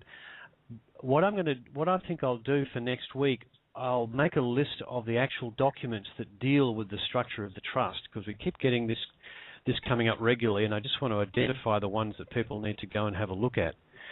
But I'll give you an example of ones that you need to look at, and they're pretty obvious. In the UCC filings menu, there is a document called One People Secured. They need to read that. Okay. That's in 2012 Part 1. And in 2012 Part 2 menu, they need to read Order of Reconciliation Earth Secured, and Co-Custodian. Now, just one final comment before you go. But what Bob's saying is absolutely accurate. What they've done is returned us to our original state, where there was nothing here but us and the planet and the Creator. The trust structure is actually a human construct, and because we've been using that concept for hundreds of years, they've simply used that framework because it's part of UCC law and part of common law. It's a common aspect in the way that we administer ourselves. We can kind of create a human construct which sort of fits the situation, but it's still not the real base situation that Bob was describing. And the base situation is the one we really need to keep our eyes on, because that's where our equity is. That's where we all have an equal share and access to the resources of the planet, but at the same time we're co-custodians with the planet and we're required to look after it. So there's just nothing else in the landscape anymore, and the trustees simply brought the trust into existence to give themselves the tools to remove the obstructions that were between us and the Creator, if that makes sense. And they don't stand between us and anything. They are, in fact, the ultimate public servants at this point. And I want to also speak to this too, because there's something behind this question, and it's an old paradigm thought. What's behind this question is, who's in charge? Mm-hmm. Okay. Yes, that was the two questions that they were hoping to have answered. Right. Well, no one's in charge. You are in charge of you. This is what it means to be 100% liable. You are in charge of you and your dealings and the things that you create. Okay? That's you are in charge. There is no hierarchy. And when people start to, understand that, that there's no one in charge, no one's under anyone or anything. It's putting the responsibility back in your hands. It's, here's the driving wheel. Take it, right? It's no longer going to be on autopilot, if you choose to. I mean, you can leave it on autopilot if you wish. Right? And someone else or a machine can make the decisions for you if that's your free will choice. Right. But there's no one in charge. You are. Great. Well, I appreciate for everything that you guys do, and I'm glad that you answered those questions, because I think it'll alleviate a lot of people who are still on the fence. And do you think that there will ever be a page on any of the sites showing successes with any of the courtesy notices or any success stories? Brian, is that being built? Yeah. That's being built. Yep. Yeah, we're working on. We're doing some major developments with the website. That's one of the things that's going to be included. So we'll have all sorts of stories and success stories coming soon. Great. Well, thank you guys. Thanks, God bless Michael. you all, and I'm sure this will alleviate a lot of questions that my group has. So much love and light to you all. Thanks for Thank calling. you. Yes. Can I just add to that last point? Yes. Regarding the time it takes to get some successes from courtesy notices, the process here can stretch on for weeks, even months. The second side of that question is that what you really want is someone's silence. Now, you might send out a courtesy notice and get no response for 6 weeks, and then suddenly you get another demand. Now, that 6 weeks period doesn't necessarily mean that you had success. If you get another demand, it just means they went away to have a little huddle in the corner and have a think about how they were going to handle the issue before they got back to you. Over the water cooler. Yep. So when people get no response, does not necessarily mean that they've got success, because it could still come up again. So for people to expect that they're going to send this courtesy notice out and get an instant success is a myth, and that needs to be fully understood. On the other hand, if someone does get a letter immediately which says we're withdrawing all action and we're going to cease, we're not going to do any further with your case, wonderful. That is a success. Yep. Well said, Ken. Thank you. And we'd like to hear about that too. Use the FORAPAC email for that as well. That can be quite useful. I'm actually making a list at the moment of people who are sending their praises in. Many of them, of course, are concerning the answers that we've given them, expressing their thanks and gratitude for receiving quick answers to their questions. But I expect also to see a trickle of people coming in and saying, hooray, it worked. All right, thank you, Ken. We've got caller area code 323. Hello there. Yes, hello there. What's your name? Hi, my name is Tamara. Sorry, Davis. Tamara. Yes. Can you hear me? Yes, I can. Oh, perfect. I just first of all would like to thank all of you for all the clarification that you've done and your dedication the time that you've spent, and the absolute integrity that you brought to the table when it comes to actually really looking at the documents. I followed every single show, and I read all the documents, and even the shows that are not necessarily in favor of what's happening here. So I have two questions, and I think this question is for Chris. Regarding the courtesy notice, I believe I would use the future notice in the event that I would want to stop, or not stop, but I guess give notice to the council here in Sonoma County regarding fluoridating the water. I have actually already sent, or I've actually already sent them a courtesy notice of the first version, but since this version is a better and updated version, which one would I use? I would actually use the one that's going to get posted next, because we are, if you like, refining the wording in the duly verified declaration of facts, and actually strengthening it with each release, and obviously, giving you more options with each release. And at the moment, for instance, we've got one which is for we call it slavery foreclosure individuals, which is an instance where harm's caused to an individual. But I'll have a look if you want to lay a specific complaint against a corporation for a harmful act against everybody, then I think we just need to give a little tweak to the way that particular declaration of facts is actually written, and I think you'll get the result you're after, which is a document you can send to them saying you're doing me harm by this specific action, and you are perpetuating a slavery system as well, and it's saying cease and desist. And if they do respond, you can then justifiably invoice them and continue to do that on a daily basis. So that's why I say that when people say, we get emails from people saying, look, I think I want to tweak this bit and that bit. And what we say to them is don't tweak anything. The only area that you might tweak, if you're very careful about it, is the duly verified declaration of facts right at the start, where you're defining the respondent and what actions they took that actually caused you the right to courtesy notice to them. So it's a very good question, and so these questions will actually cause us to tweak things a little further and change the language we're using, and we'll be able to cast a wider net. Okay.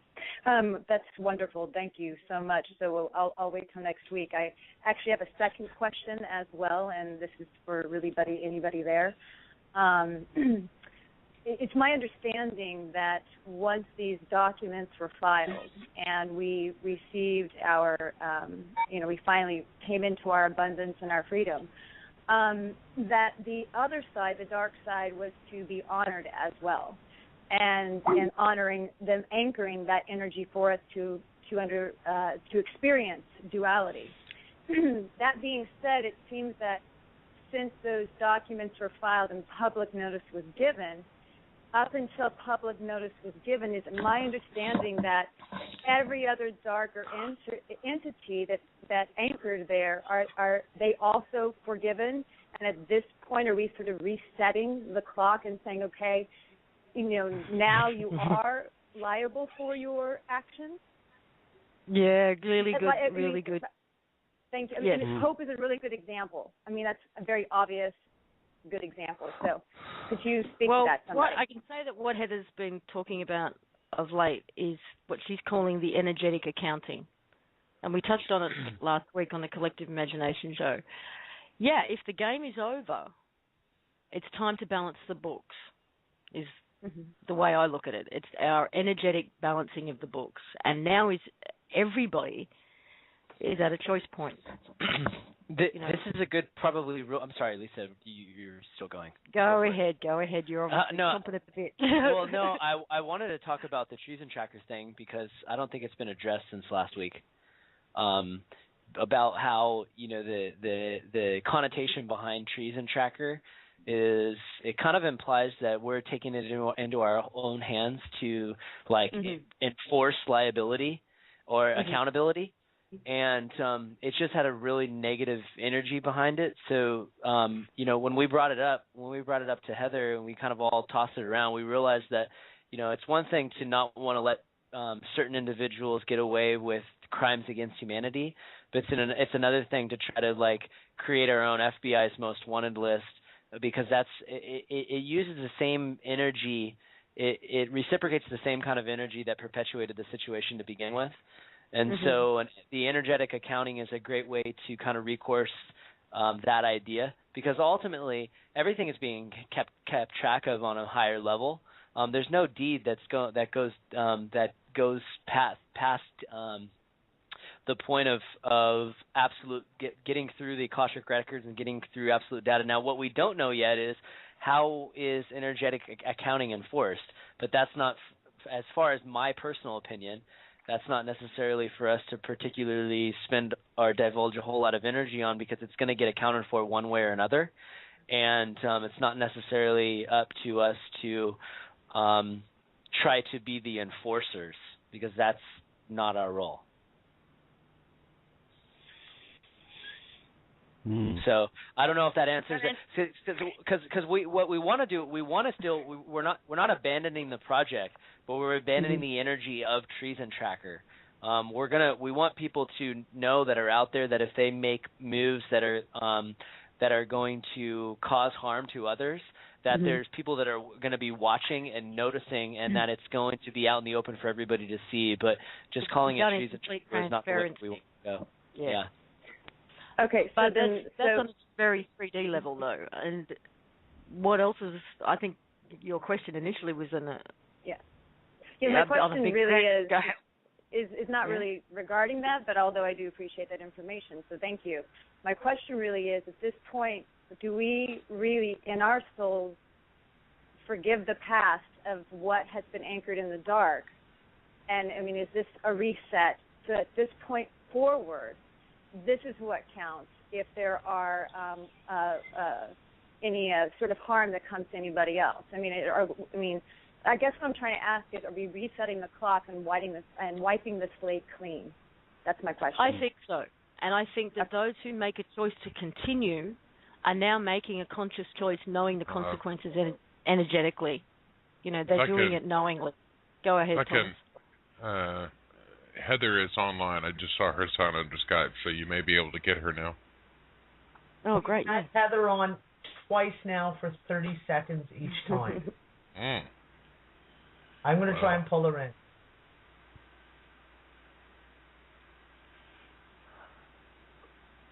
Does that answer your question more?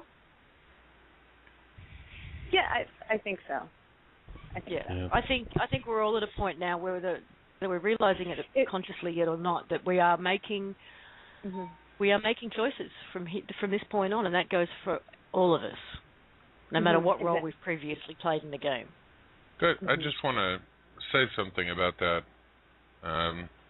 To me, the word forgive is like forearmed is foreknowledge is forearmed, and so foreknowledge means that you had knowledge before the actual event, and forearmed means you were armed before you needed to be armed. So the only way the word forgive can really apply is if you forgive yourself, because you're the one that did it. Well, also, to me, the word forgive implies that they did something wrong. Now, did they do something wrong, or were they just playing the role that we agreed that they should play? I think they were just playing the role. Right. So to forgive someone implies that there was a wrong done.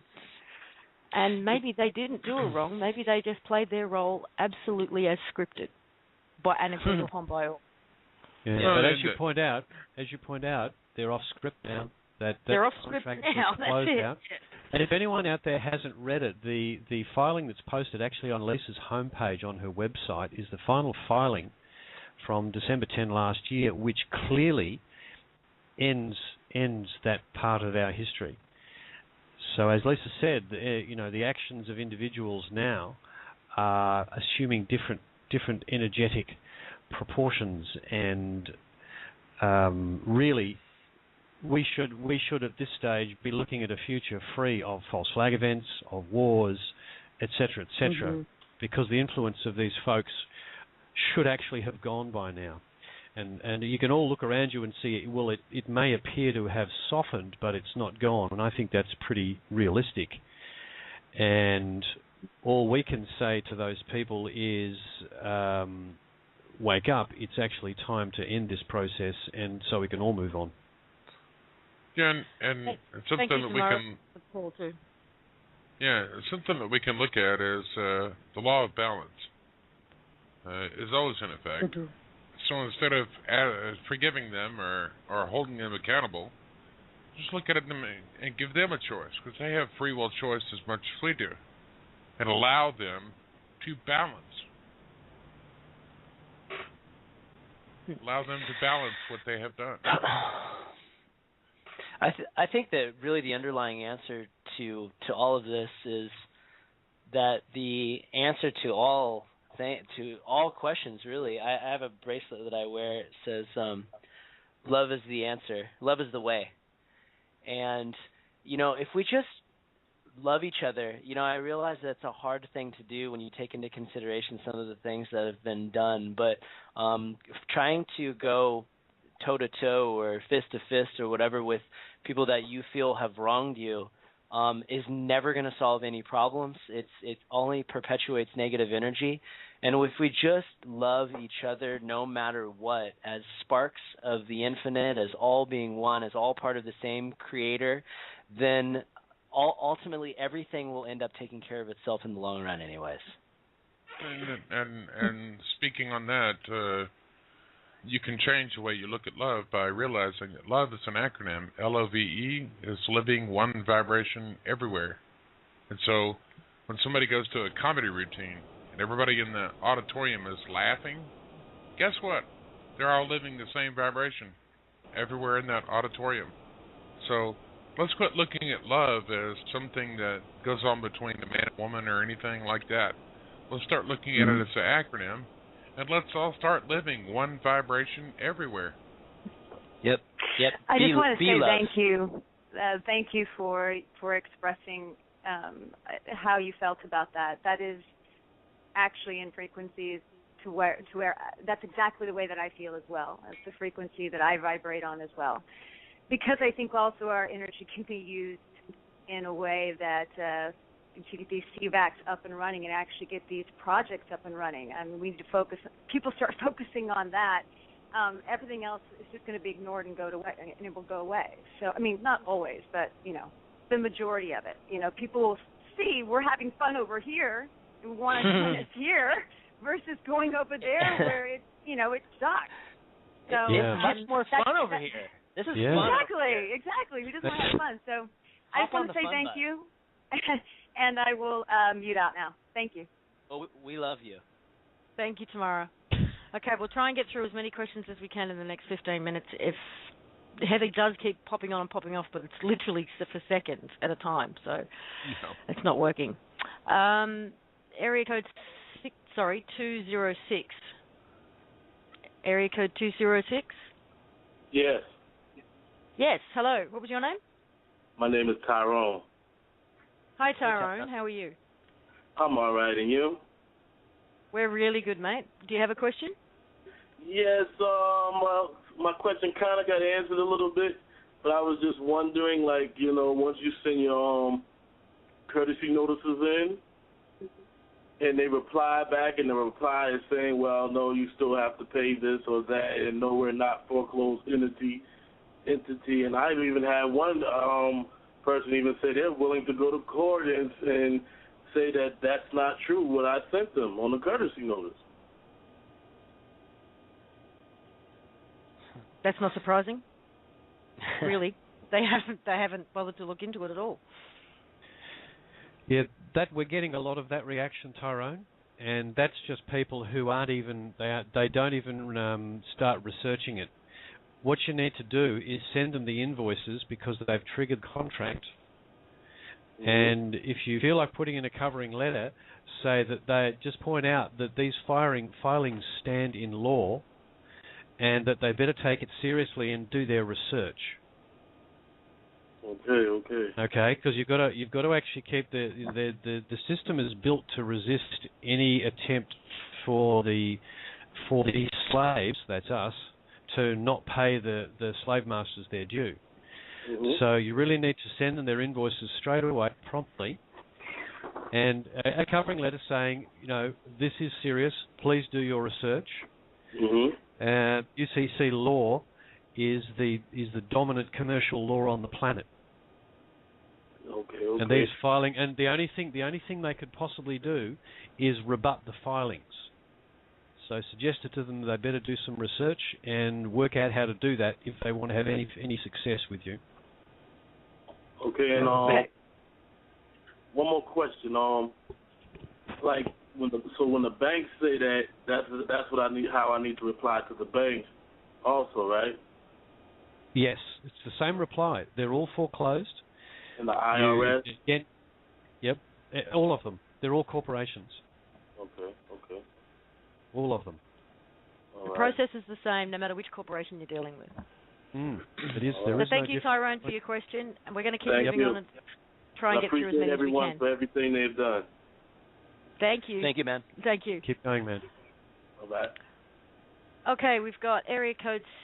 Oh, hang on, it hasn't unmuted. There we go. Area code 646. Hi there. Hi there. What was your name? It's Rick. How are you? I'm good, Rick. What can we do for you? This is a really good discussion tonight, and again, like the other callers, I just want to say that one of the reasons that I keep listening is that you people vibrate with such love, with such integrity, with such patience. And you're here every week.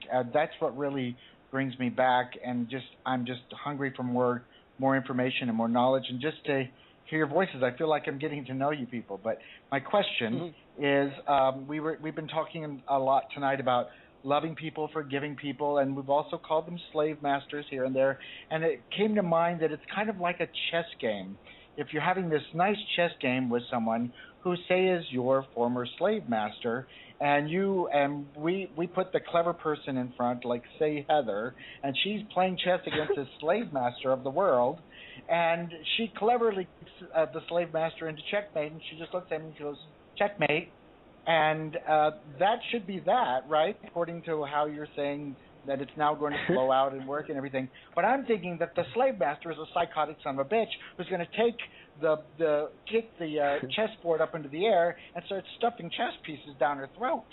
So I'm hey, but when you lose at chess, you, that doesn't mean it doesn't lose anymore. He's still lost no matter how many pawns he swallows down. I liken it to, if you're watching a play, and the villains, and you got the heroines, and they're fighting each other, and whoever wins, and the final curtain ends, but they keep on fighting. That's what it means to me to be off script. The play is over, but some people are still fighting, and still playing their roles, even though the curtain's gone down. Yeah. The director's still cut, but that's still going on. Yeah. My question for you then is this. Yep. And I see you. I feel you people really being, and Heather always talks about doing and being. And I moved to the country from New York City about a year ago just so I could get away from all of the frenzy and everything. And now I go back in there, and I just see these people that are just so plugged into everything, and I just want to kind of move away from it rather than confront it, or even muster up the patience to try to deal with it. So what's the nice sweet spot? What's a nice sweet spot of doing and being with people who are off script?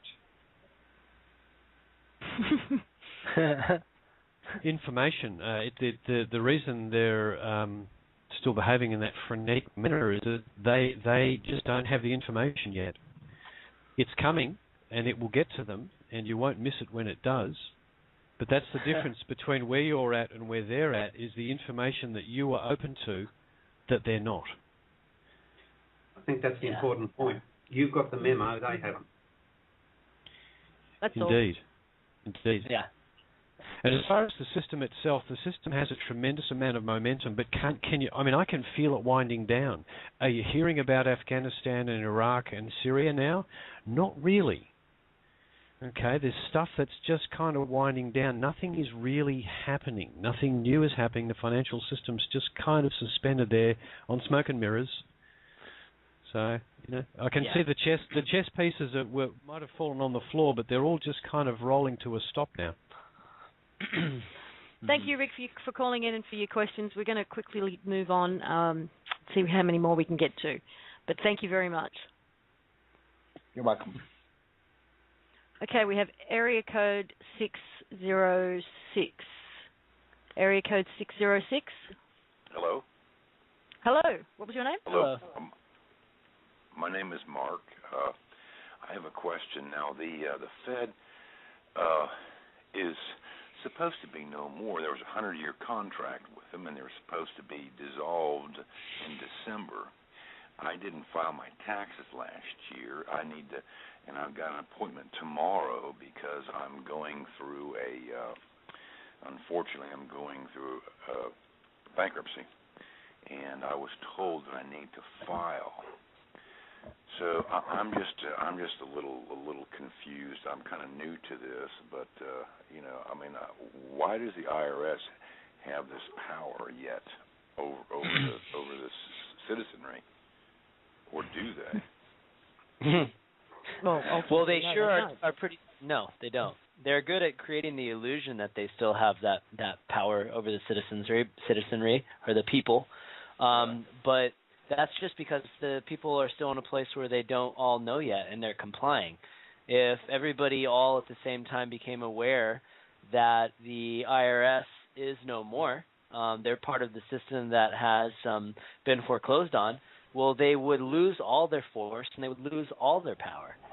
So it's up to everybody to decide at this point when they come to decisions like that what they choose to do. Because what we can't do is give anybody any legal advice or tell people this is what you need to do and how you should handle it. But at this point, it's up to you whether or not you decide to comply while we're waiting for the whole house of cards to come tumbling down publicly. But personally, take to your meeting. That's what I would do. But that's, again, it's not legal advice. I'm just telling you what I would do under those circumstances. You say you would wait? I know I would. Well, if your meeting's tomorrow, did you say? Yeah, right. Yeah. You could take a courtesy notice along with you and hand that over before you even sit down and have a discussion with them. But that's, again, I'm just saying that it's not legal advice. All I can give you is what I would do under those circumstances.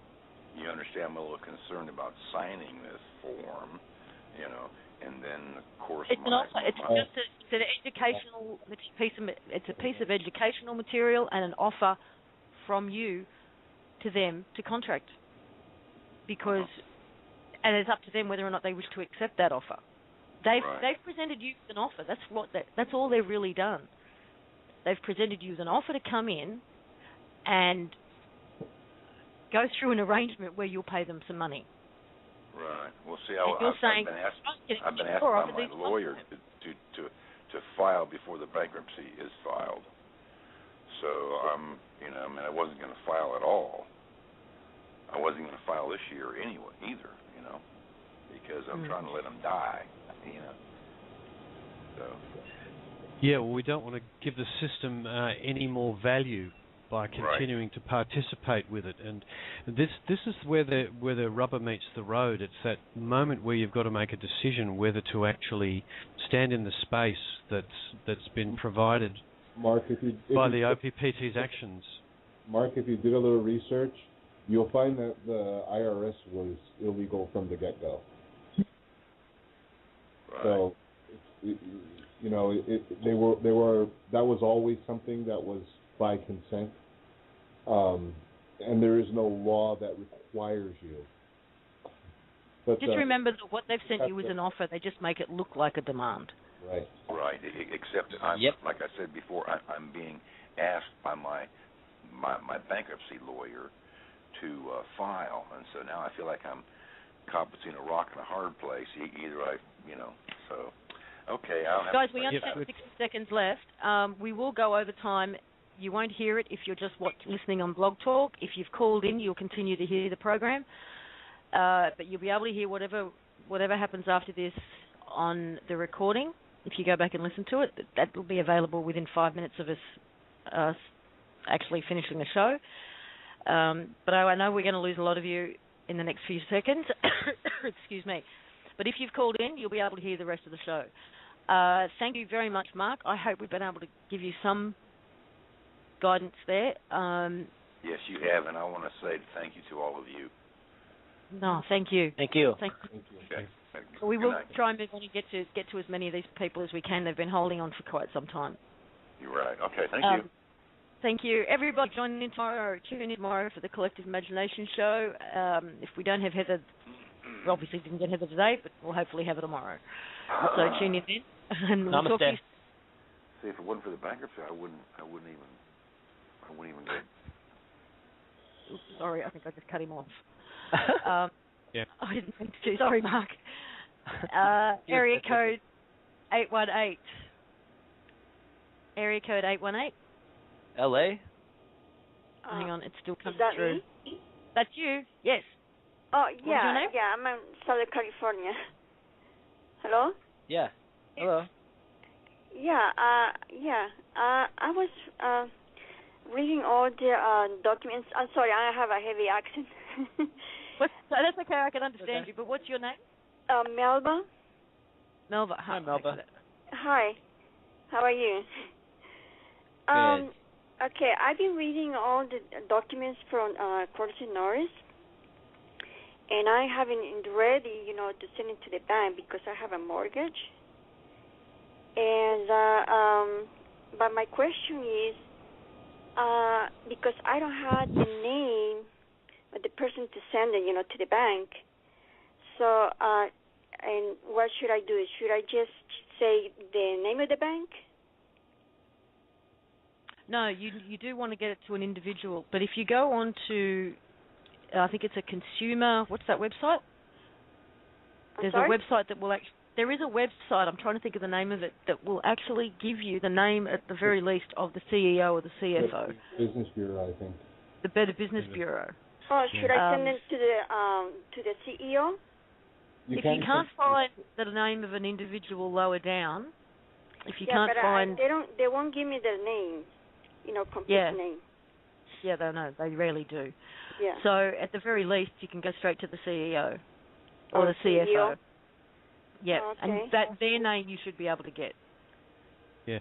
The other place you'll find it is the banks almost always have websites with some details of senior officers on them.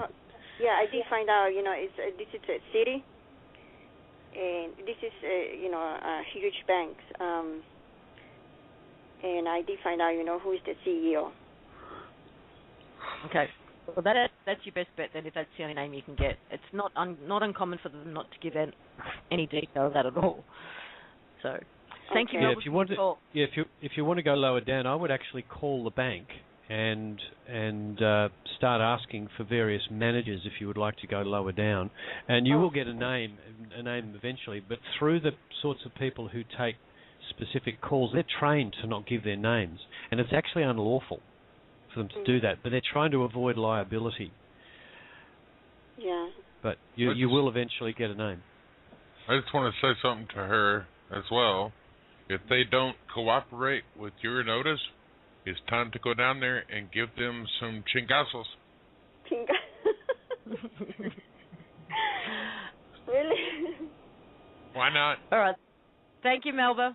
All right, we'll keep moving on. Thank you. Okay, we have area code 860. Fantastic. Am I on? You are on. What was your name? I want to just say I love all you people. I am so into what you're doing, and I'm right there with you. Can you hear me? Oh, we hear you.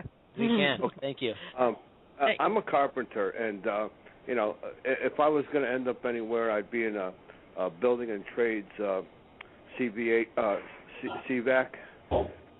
And in the trades industry, a lot of it is specialization. In other words, you got siding guys, you got sheetrock guys, you got electricians, you got plumbers, blah blah blah. And and you were you touched earlier on what looking forward to what we should do with the CVACs and what stuff like that. But I'm so excited. But I think as far as the show is concerned, like these show tonight, what you may have to do, or may I suggest, is that if we can have a show every night that specializes in something like, somebody has questions on the letters or whatever, and separate things. So like on Wednesday nights, okay, we're going to be talking about this, and so on and so forth. But I also want to mention that if you can have like a guest on, sort of like Peter Joseph or Jacques Presto and Roxanne Meadows, that would be awesome. I can't wait till they get on board with this, because I'm waiting. I'm dying to hear what they have to say. And I have a whole laundry list of stuff to talk about, and I'm not going to use up all your time. But if you could just elaborate on that a little bit, I'd appreciate it. on whether we can do shows every night. Are you volunteering to be a host for all the other nights of the week? I'm not as eloquent as you guys. I'm a numbers guy. I'm a carpenter. But I would. Look, we've heard the call. We've been doing it a lot lately. That people want more than 2 shows a week, and it's just simply a matter of time that's available by each of us. And we're looking into it. Yeah, it's overwhelming, and we all have to get involved with this, and I'm there. I'm ready to go. You know what I mean? Whatever I could do, if you want me to bang a nail, I'll bang a nail. Thank you so much.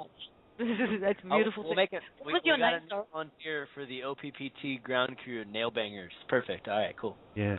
Just wanted also to comment that Lisa wasn't kidding when she said she wants to clone herself. And one of the plans we have is if not actually physically, but she just wants people as motivated as she is around her, helping her do what she does. And that as soon as the CVAC system becomes available, that will all spring into life, simply because we'll have some resources and people can give up their jobs if they want to and throw in and help. And that's coming. Yeah, see, that was another concern of mine, was like, I'm a subcontractor, and I've been on the fringe of society for quite a while. If you could, if say someone wanted to quit their job and get into a CVAC, say like a building and trade CVAC, to start implementing different programs or whatever, how would they be able to survive, financially, as far as food, clothing, and shelter, communications, and transportation is concerned? You will actually be given access to all of your own assets. That's beautiful. Energy? Yeah, I mean, equity. That's what the CVAC. Equity. That's what the CVAC does. It's Creations Value Asset Center. So it can be used to make sure all of your needs, your first and foremost, your basic living needs, and then however far you want to take that. So that's what a CVAC is. It allows you the resources to be able to do the things you want to do without having to worry about paying the bills. Yep. Yeah. That's a great thing, because I mean, I'm ready to leave the old system, the powers that be, whatever. And also, I wanted to mention another good idea as far as like setting up the CVACs and forward thinking is like Occupy Wall Street has the General Assemblies where a voice from inner city Chicago, from the slums, if he's got a great idea, it's as valuable as everybody else's idea. You don't have to come from any certain kind of pedigree or financials, stratification or anything like that. Everybody's thoughts are equal. So that's really important too, is to set up, like all these ideas. We have to bring them together, because they're all just fantastic. That's happening right now on a much larger scale than you might be able to understand at this moment. So what you have to, one really important aspect of all this to understand is that this whole One People's Public Trust and everything that's been going on behind the scenes has been a development that's been going on for many years. So there's all sorts of people that are working behind the scenes to roll out all sorts of fascinating new projects, inventions, free energy. I mean, the list goes on and on and on and on and on. It's just not out in the open just yet. But once it is, it'll explode, and by all means, you will have plenty of access to get involved with all sorts of fascinating projects all around the world, globally. That's what's coming right now. Yeah, and I'll tell you, it's something to look forward to, because we can transform this place so quick. Like someone mentioned earlier about just getting food out to Africa within it's amazing what the human spirit is capable of. Yeah, because what you have to remember too is whereabouts are you now in the US? Connecticut.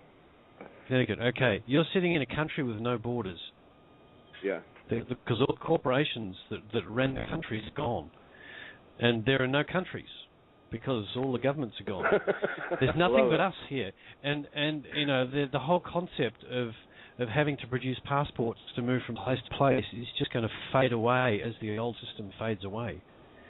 Yeah. And we're boy, going to do need I look someone forward to that. to replace all the globes because they all have borders on them, and now we're going to have to place CVAX on them. So we're going to need someone to build new globes. Oh, look, that's what they got museums for the old ones. That's okay. That's all history.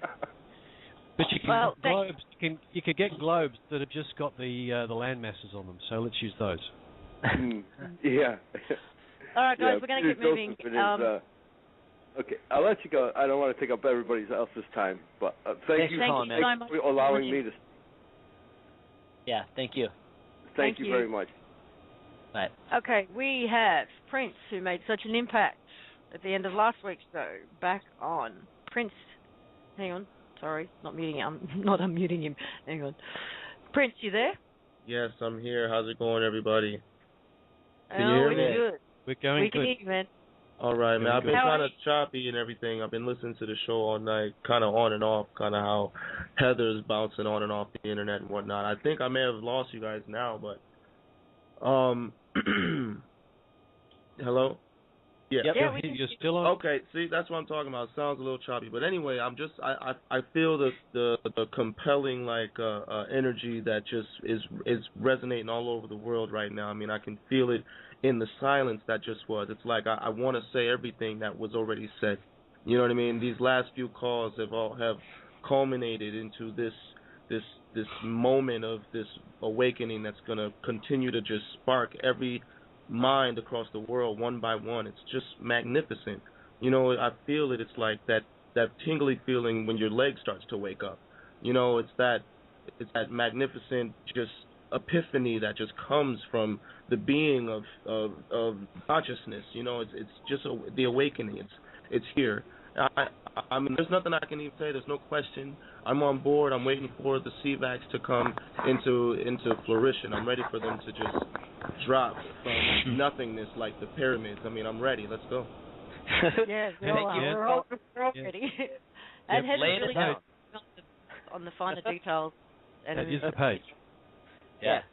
Thanks, Prince. Laying it down. Thank you, guys. I'll leave your mic open, Prince, and we'll just move on to the next person. Before you do that, I just want to say bye. I'm at a sign off, so bye, everybody. Okay, bye. Love, and like always, peace. We have what's showing up is area code 111. So. God? Skype call. Is it God? No, it's just a Skype call. 111. In fact, is what it's showing up as. So if you're in queue and you've put your hand up, please just say hi. It may be you. Hello. Hello. No? I don't know. Oh, yes. Maybe because my telephone is not shown. Maybe that's why it's 111. What was your name? Yes. My name is Irina, and I just want to ask at first when the show is usually when the show time is coming? When usually? Every day? Or not every day, and what time the show is running? Excuse me, this show is on every week, depending on where you are. It's either Monday evening at... Bob, what's the US times? It's at 4 o'clock on Mondays Pacific time, 7 o'clock Eastern. 7 o'clock Eastern? 7 o'clock Eastern. Okay. 7 Eastern till 9 Eastern, or till when? Correct. Till 9. Okay. We are running over. They tend to give us a little bit extra if we need it. But that's it, once a week. And then the following day we have the Collective Imagination show, which is 1 hour later. So 8. So it's starts at 5 Pacific, 8 o'clock Eastern. 8 o'clock Eastern. And the telephone for that show would be different, right? Yes, if you go to the Blog Talk channel, you'll find the call-in number for it. Okay. They're different each time. Did you actually have a question on that, Adina? Yes, I do have a question. I don't know how I can ask that quickly, but I have an unbelievable situation when somebody who came from foreigner country. My husband is American, born American, and he bought in the middle of his life with me together the house, which we 15 years we paid mortgages, never were late. We paid taxes, we developed the property, put retirement money in, and we're going to retire there. All of a sudden, next to us bought an immigrant from small country, Estonia, and he demanded openly that he is going to take all our land, and we are supposed to give it to him as a gift. First, the fire department was involved, delivering to him that. Then Department of Building approved him build. Then police department okayed him to beat us up, to threat our lives, and to finally we went to court, and in the court named as a corrupted judge by Daily News, Larry Martin. He is granting practically our property to that person. All our requests, motions, for injunction, preliminary injunction, all of it denied. Or he practically denied even motions which never had a hearing without anyone's presence. So he is going wild. In court, we are abused, we are yelled at.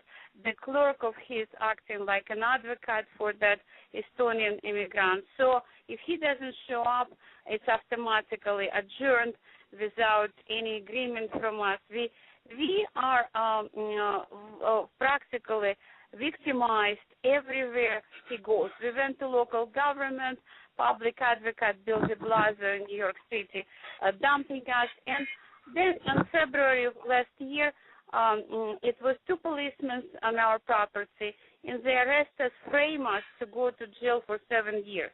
Thank God we had security cameras, and we showed that we didn't do anything wrong. Our case was dismissed, but all policemen, sergeant and policemen, they never got punished.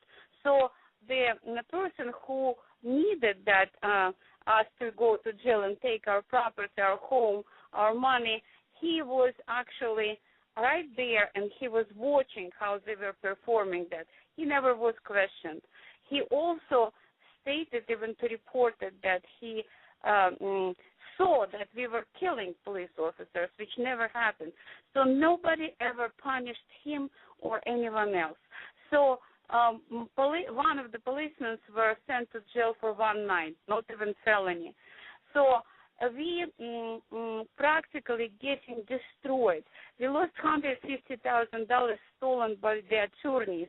One attorney after another sign retainer with us, take the money and gone. And this Estonian just laughing to our faces.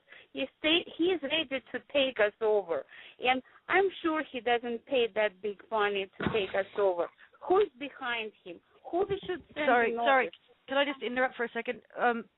Yes. What is this person's claim on your property? No, he's not claiming. He's demanding that we must give it to him, our land, as a Based gift. on what?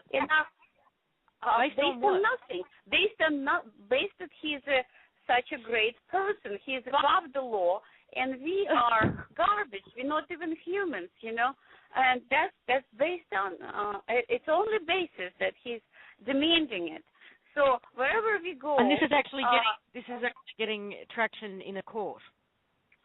It's everywhere. I mean, in the court, in the local government offices, they think it's a civil matter. It's not civil matter. We looked at penal code, penal law of United States and New York State precisely, and federal law of United States.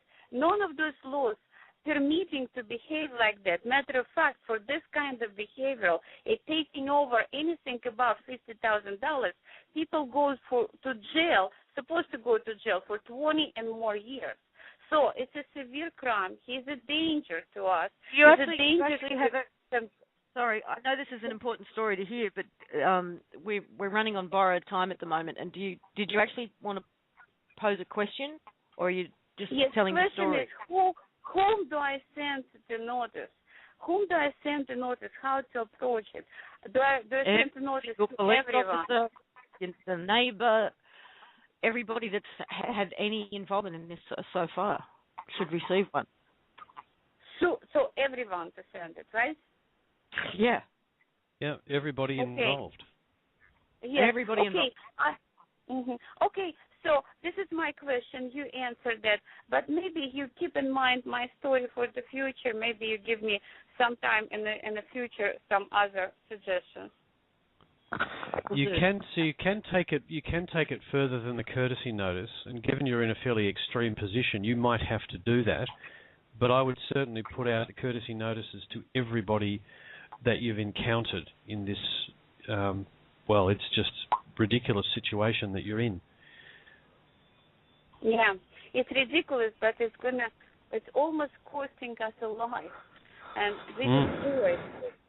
We traumatized so much that you would not believe.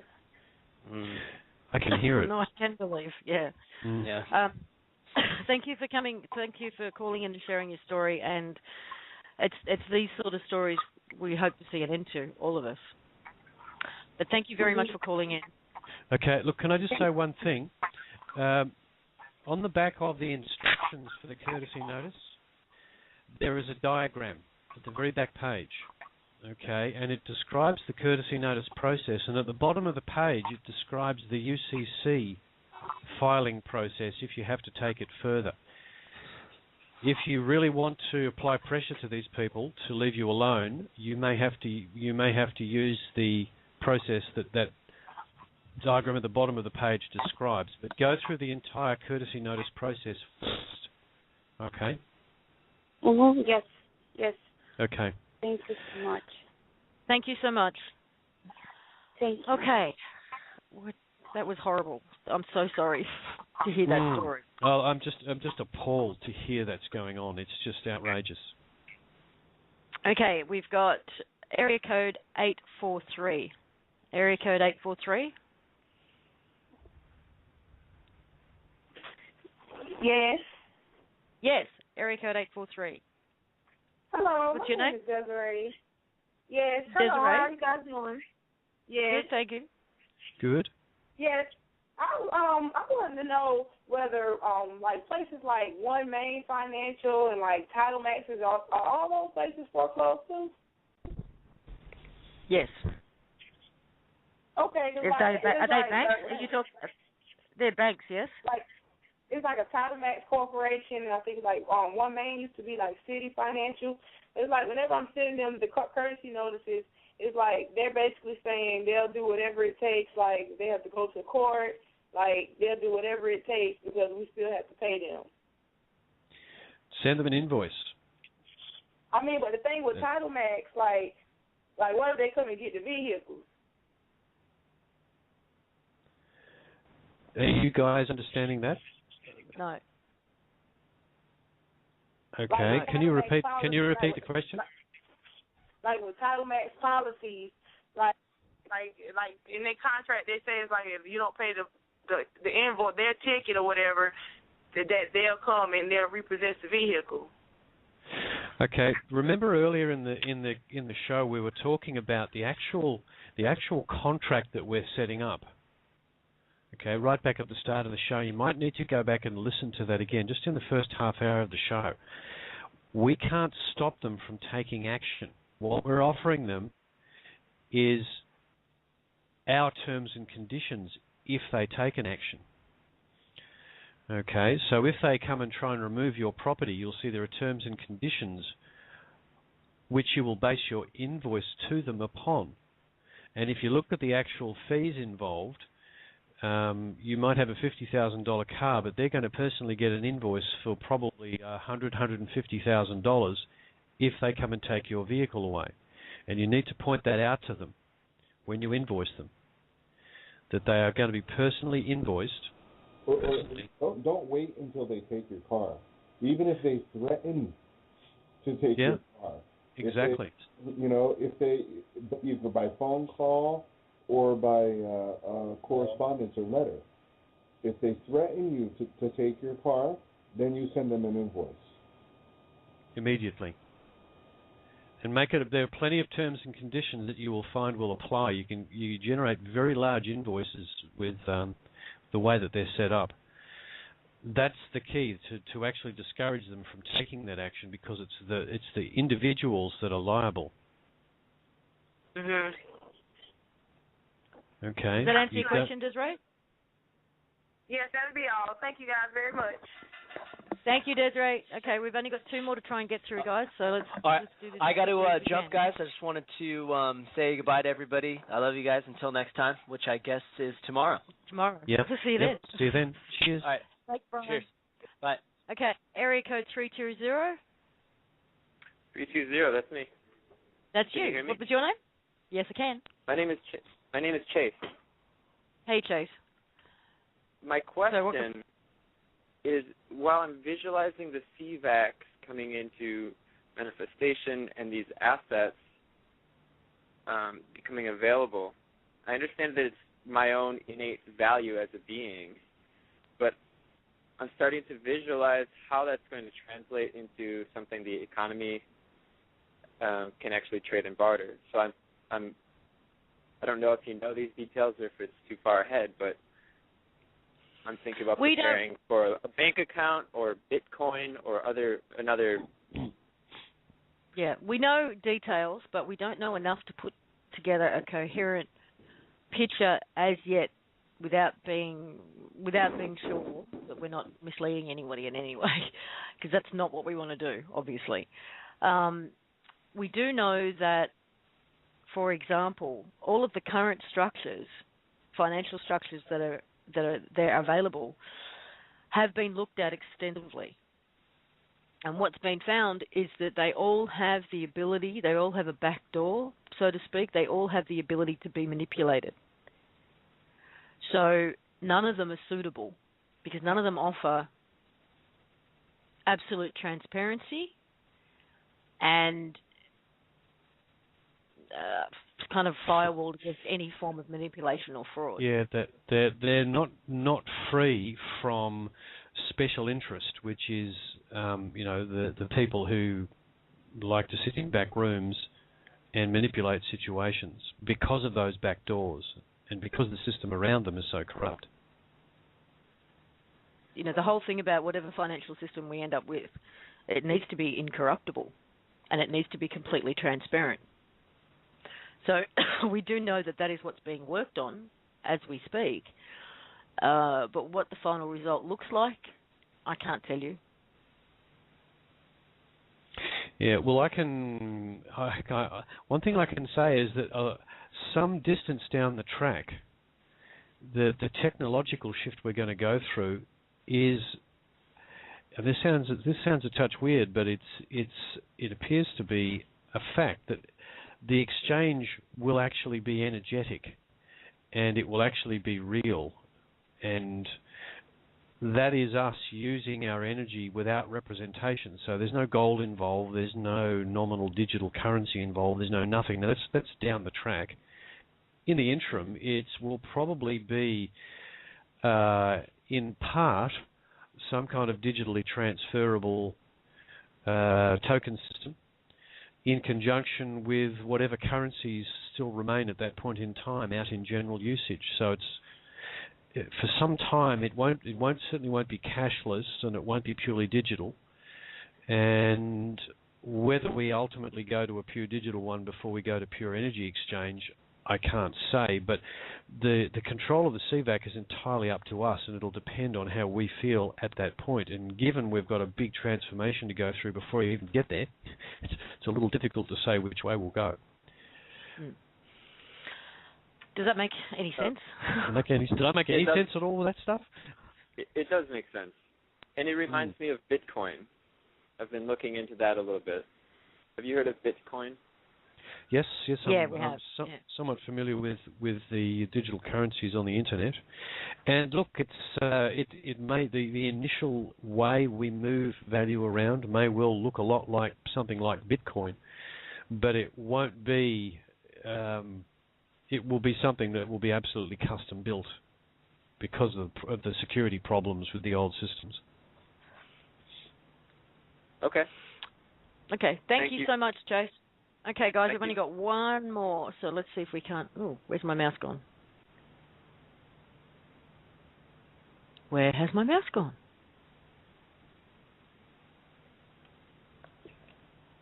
Oh, there it is. Okay, great. Thank you very much, Chase. And our last caller would be Dale. Hi. Hi. Hi, guys. Listen, this is Dale Benedum, Dale After Dark on the Hey, Dale.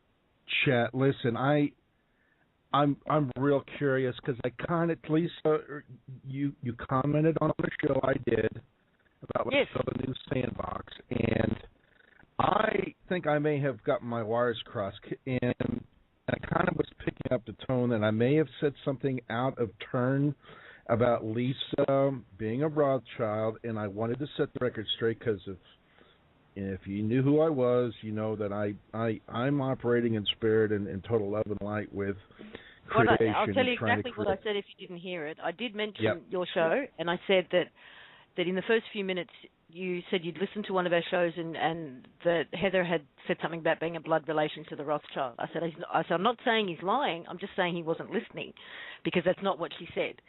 And I did say that you were actually saying it in a good light, meaning that there are people who are connected with the Rothschild, there are people who are in the system who also want to change it. Yeah. And that you were... That was my intent. That was the message. That was my intent. That was the message, yeah. Well, I backed you up there that was the message. Well, yeah. And I just want to go on record saying I first and foremost, I love what you guys are doing. I support you 200%, each and every one of you. Bob, I really identify with you, brother. We are all co-creators. We're all doing our little aspects, whatever that may be. In my show, that show I did was taking what you guys have produced and putting it and showing it in another way of actually being our own co-creators and operating on, not on a 3D realm, but creating a whole new world or sandbox, so to speak, and letting them have theirs or kicking them out of this one and creating a new one in the kind of world that we want to live in. So, Heather, if you're listening, please understand, I was only giving reference of what I heard, what she said, and it doesn't mean, the name is a name that a lot of people are sensitive over because they know of the history behind it, but I don't label people with names. I label them on the content of their character and what I'm feeling, and I go off of heart feeling. And she is definitely putting herself out there, and I can only assume sometimes in harm's way, but she is definitely, I feel, connected to spirit in a very big way and being very protected. And I want to encourage every one of you that are doing what you're doing on a day-to-day basis, and everybody else that's supporting this and getting in line. We all are creating the world we want to live in, and I want to reiterate that. And I commend and I applaud all of you because, who knows, this very well may be the platform that's going to carry us into this next stage of human evolution. And hey, man, you know what? The history books are being rewrote, and wouldn't it be kind of neat that you guys are in it? We're all in it. We're all rewatching the history books. Brilliant. You too, Dale. You too. Yeah. Thanks, good. No, it's great. Love Your support is fantastic. The information, there's so much information flying around, some confusion is inevitable, but we're just trying to keep everything as clean as we can. Because Heather's, if you ever get a chance to talk to Heather directly, she is completely transparent in everything she says and does. It's really quite a different experience to talking to her. Well, I'd love to have her on the show and have you guys, if time permits. I do my shows on Blog Talk on Saturday nights, 8 Central, and I simulcast on Wolf Spirit Radio as well. Mm-hmm. And would love to have you guys have another platform if you'd like to put it together. So I'll just put that out there, and you can get through to me on Blog Talk Radio messaging. Thank you so much, Dale. I'm glad you called in. I really am. Oh, I am too. I just wanted to clear that up because I really felt bad. Like, oh my God, what did I do wrong? Oh, jeez. Yeah, I have a knack. Sometimes I think more than I can speak. I don't speak real well. I think faster than I speak, and sometimes the words don't get transmitted onto the radio, and I thought maybe that's what happened, and it did. Okay. So I wanted to clear that up. All right. I'm glad. Thank you so much. For giving me the opportunity to clear up.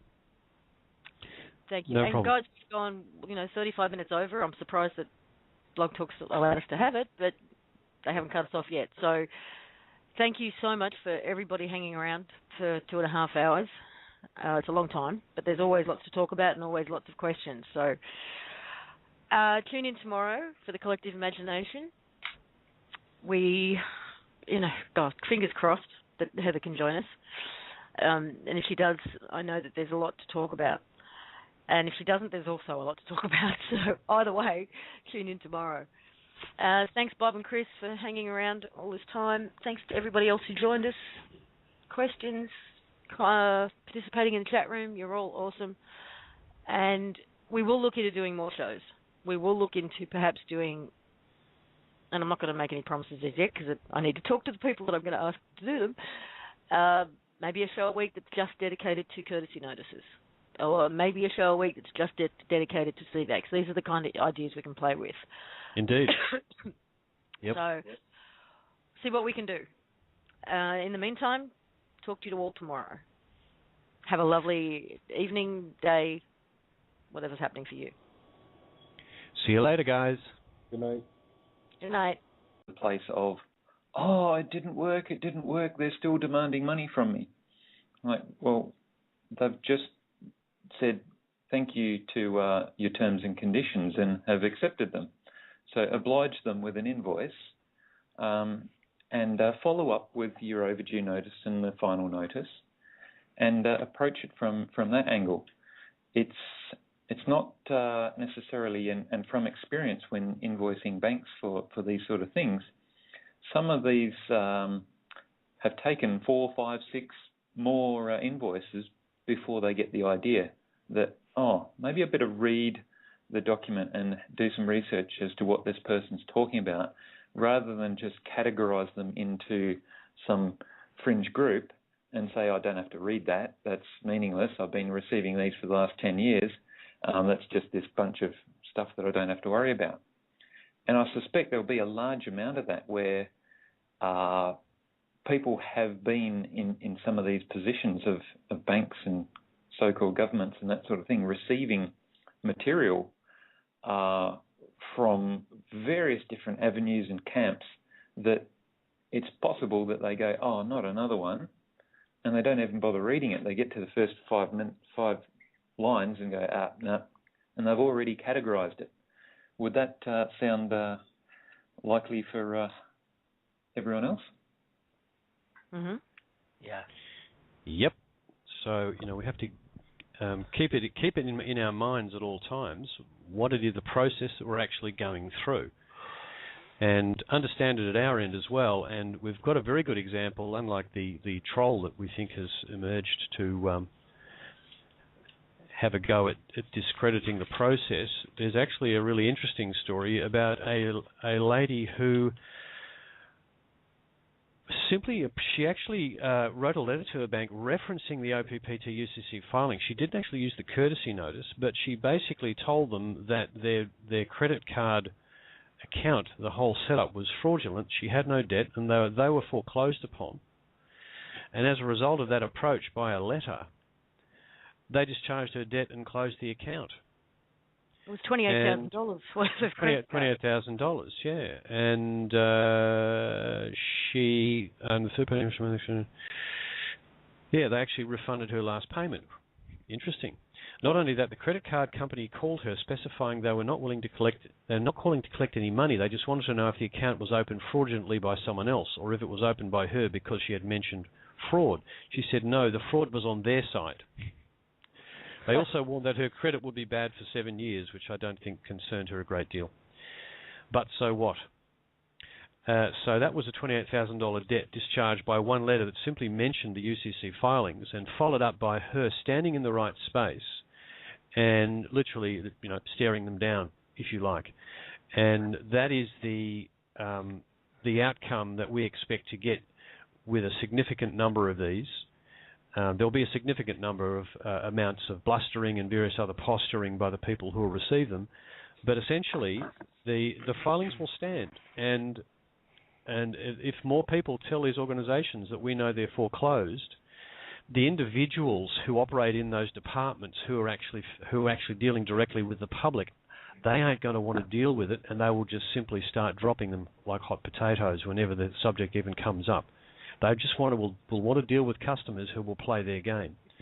So I think we're going to find over the next month or two, depending on what happens with all of the other things in the background, such as the CVACs, that the financial institutions will well and truly know that the game is up. I want to address, because the guidelines are very, very detailed in terms of its uses, the courtesy notice's use.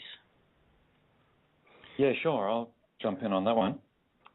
We've seen actually over in the last week quite a lot of comments that have come through to the FORAPAC email. And there's been a couple of folk who've perhaps unwittingly had a question in their mind that goes along the lines of, how do I get them to do X, Y, or Z? Or how do I make them do X, Y, Z? How do I stop them from doing X, Y, Z? And basically you can't. It's a free will universe.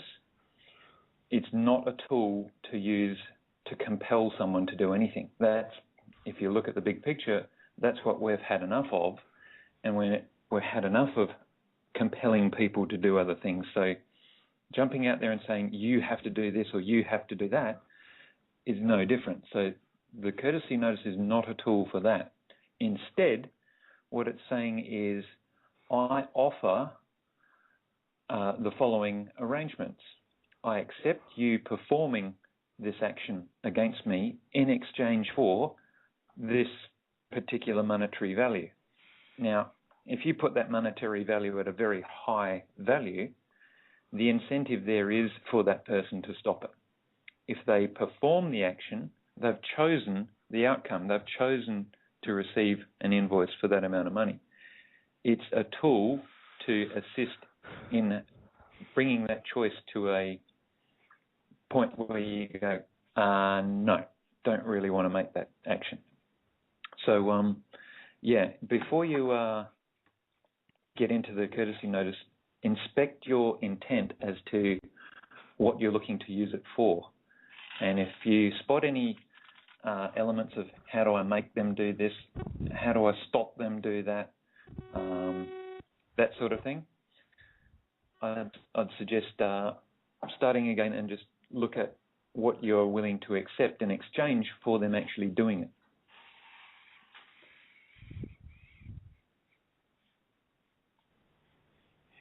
Indeed. Anybody got anything to add to that? No, I'm here. I was muted. Yeah, you have something to add?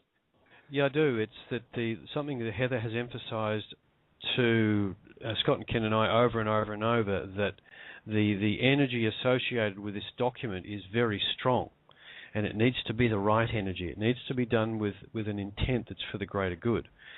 in part, this is to deflect the approaches of people who are still operating the slavery system, whether they know it or not. But in part, it's actually to wake them up. And it's that component that the energetic effects work on. It's the waking up of the people who receive this. That's the intent that Scott's speaking to. So if you used it to try and head off your next payment of your mortgage, or to compel someone around you to do something, completely the wrong energy. That's the old energy that we're stepping away from. Yep. Yeah, I'll just follow on from there. Is using that mortgage example. When you get, say, for example, an action that comes back in that's you have to pay your mortgage, having provided the courtesy notice, the attitude I approach it from is, oh, thank you. You've accepted my terms and conditions. I'll pop an invoice in the mail. Some people go to the...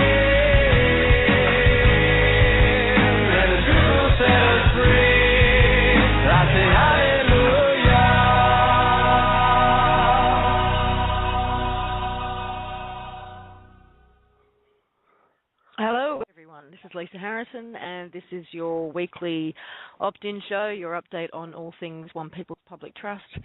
Welcome. We have all the usual suspects on the call. We've got Bob.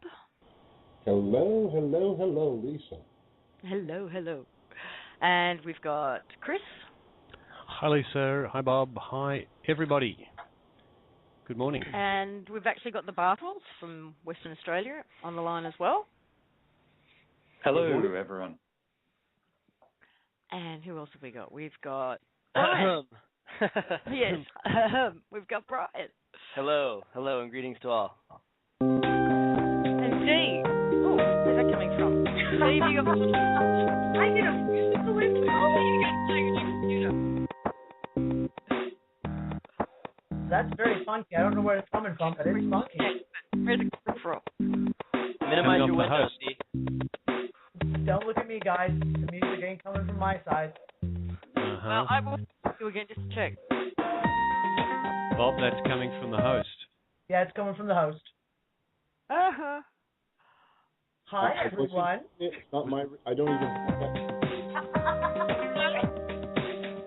Okay, someone at the host end is doing some interesting things there. The host is listening to some groovy elevator music. It's coming from your computer, Dee. It's not. It is. When I unmute you in the Blog Talk in there, that's when I get the music.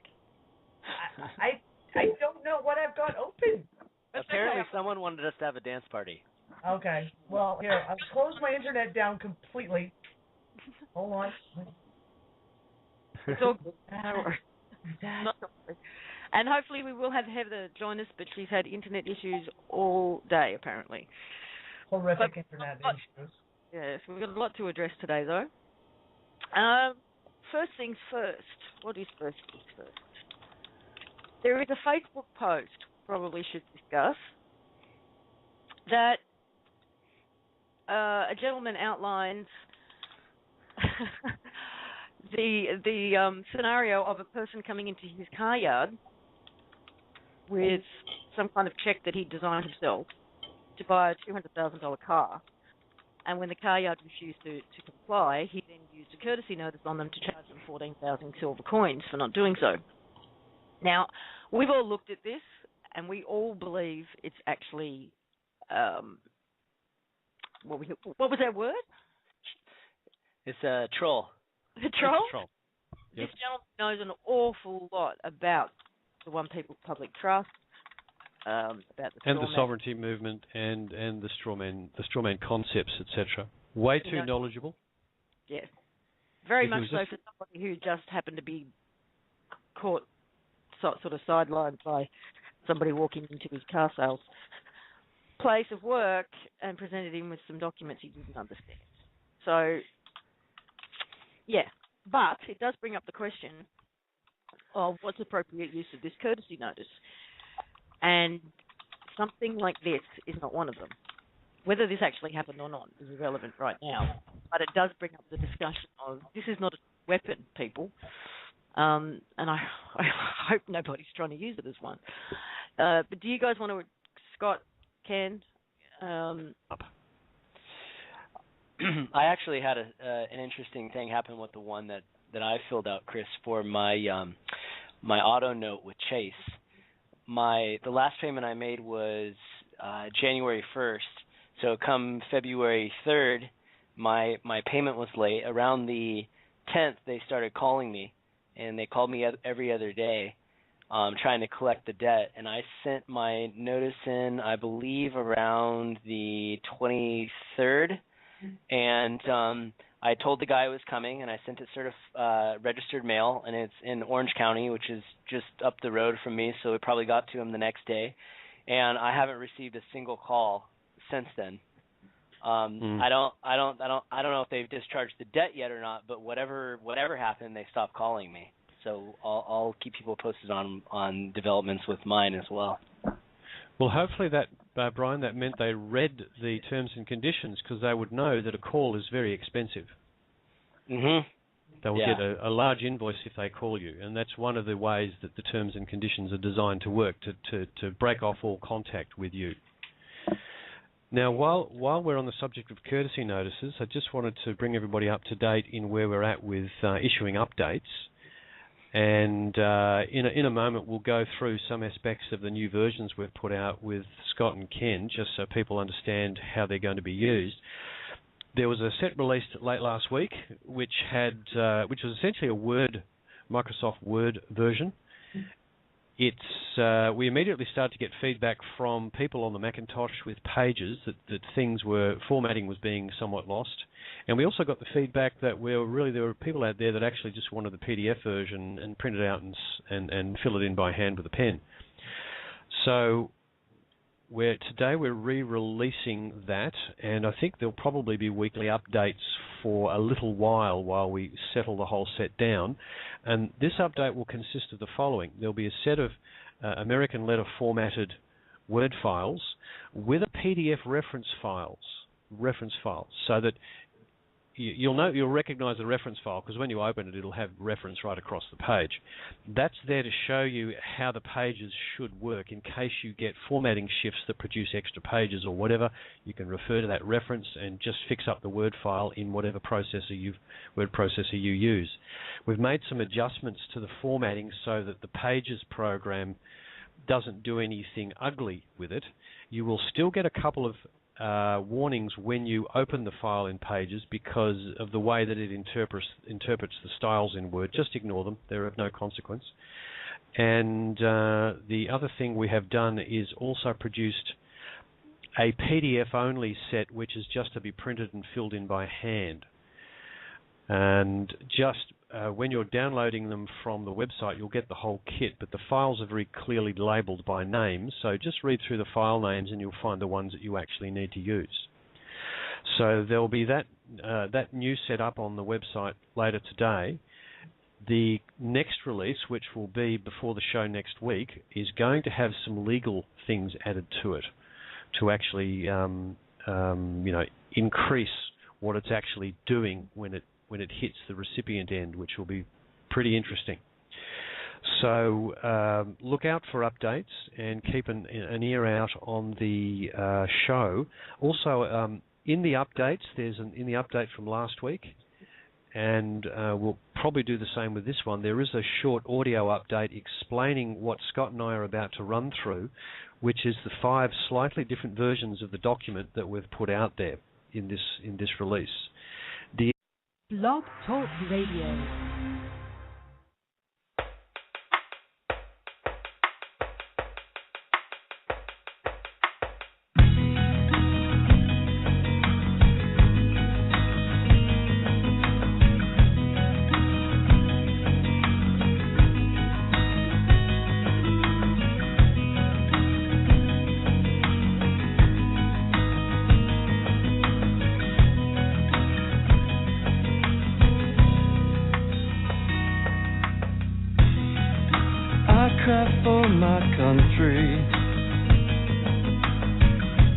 For the pain through.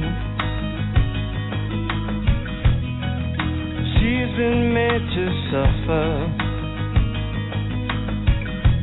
for the profit of a few. Storm clouds are forming. Winds of change now touch our shores. I hear forefathers are crying as the dream's been crucified. America, I show my love for thee with strength and loyalty. America, I show my love for you in all that I do. All that I do.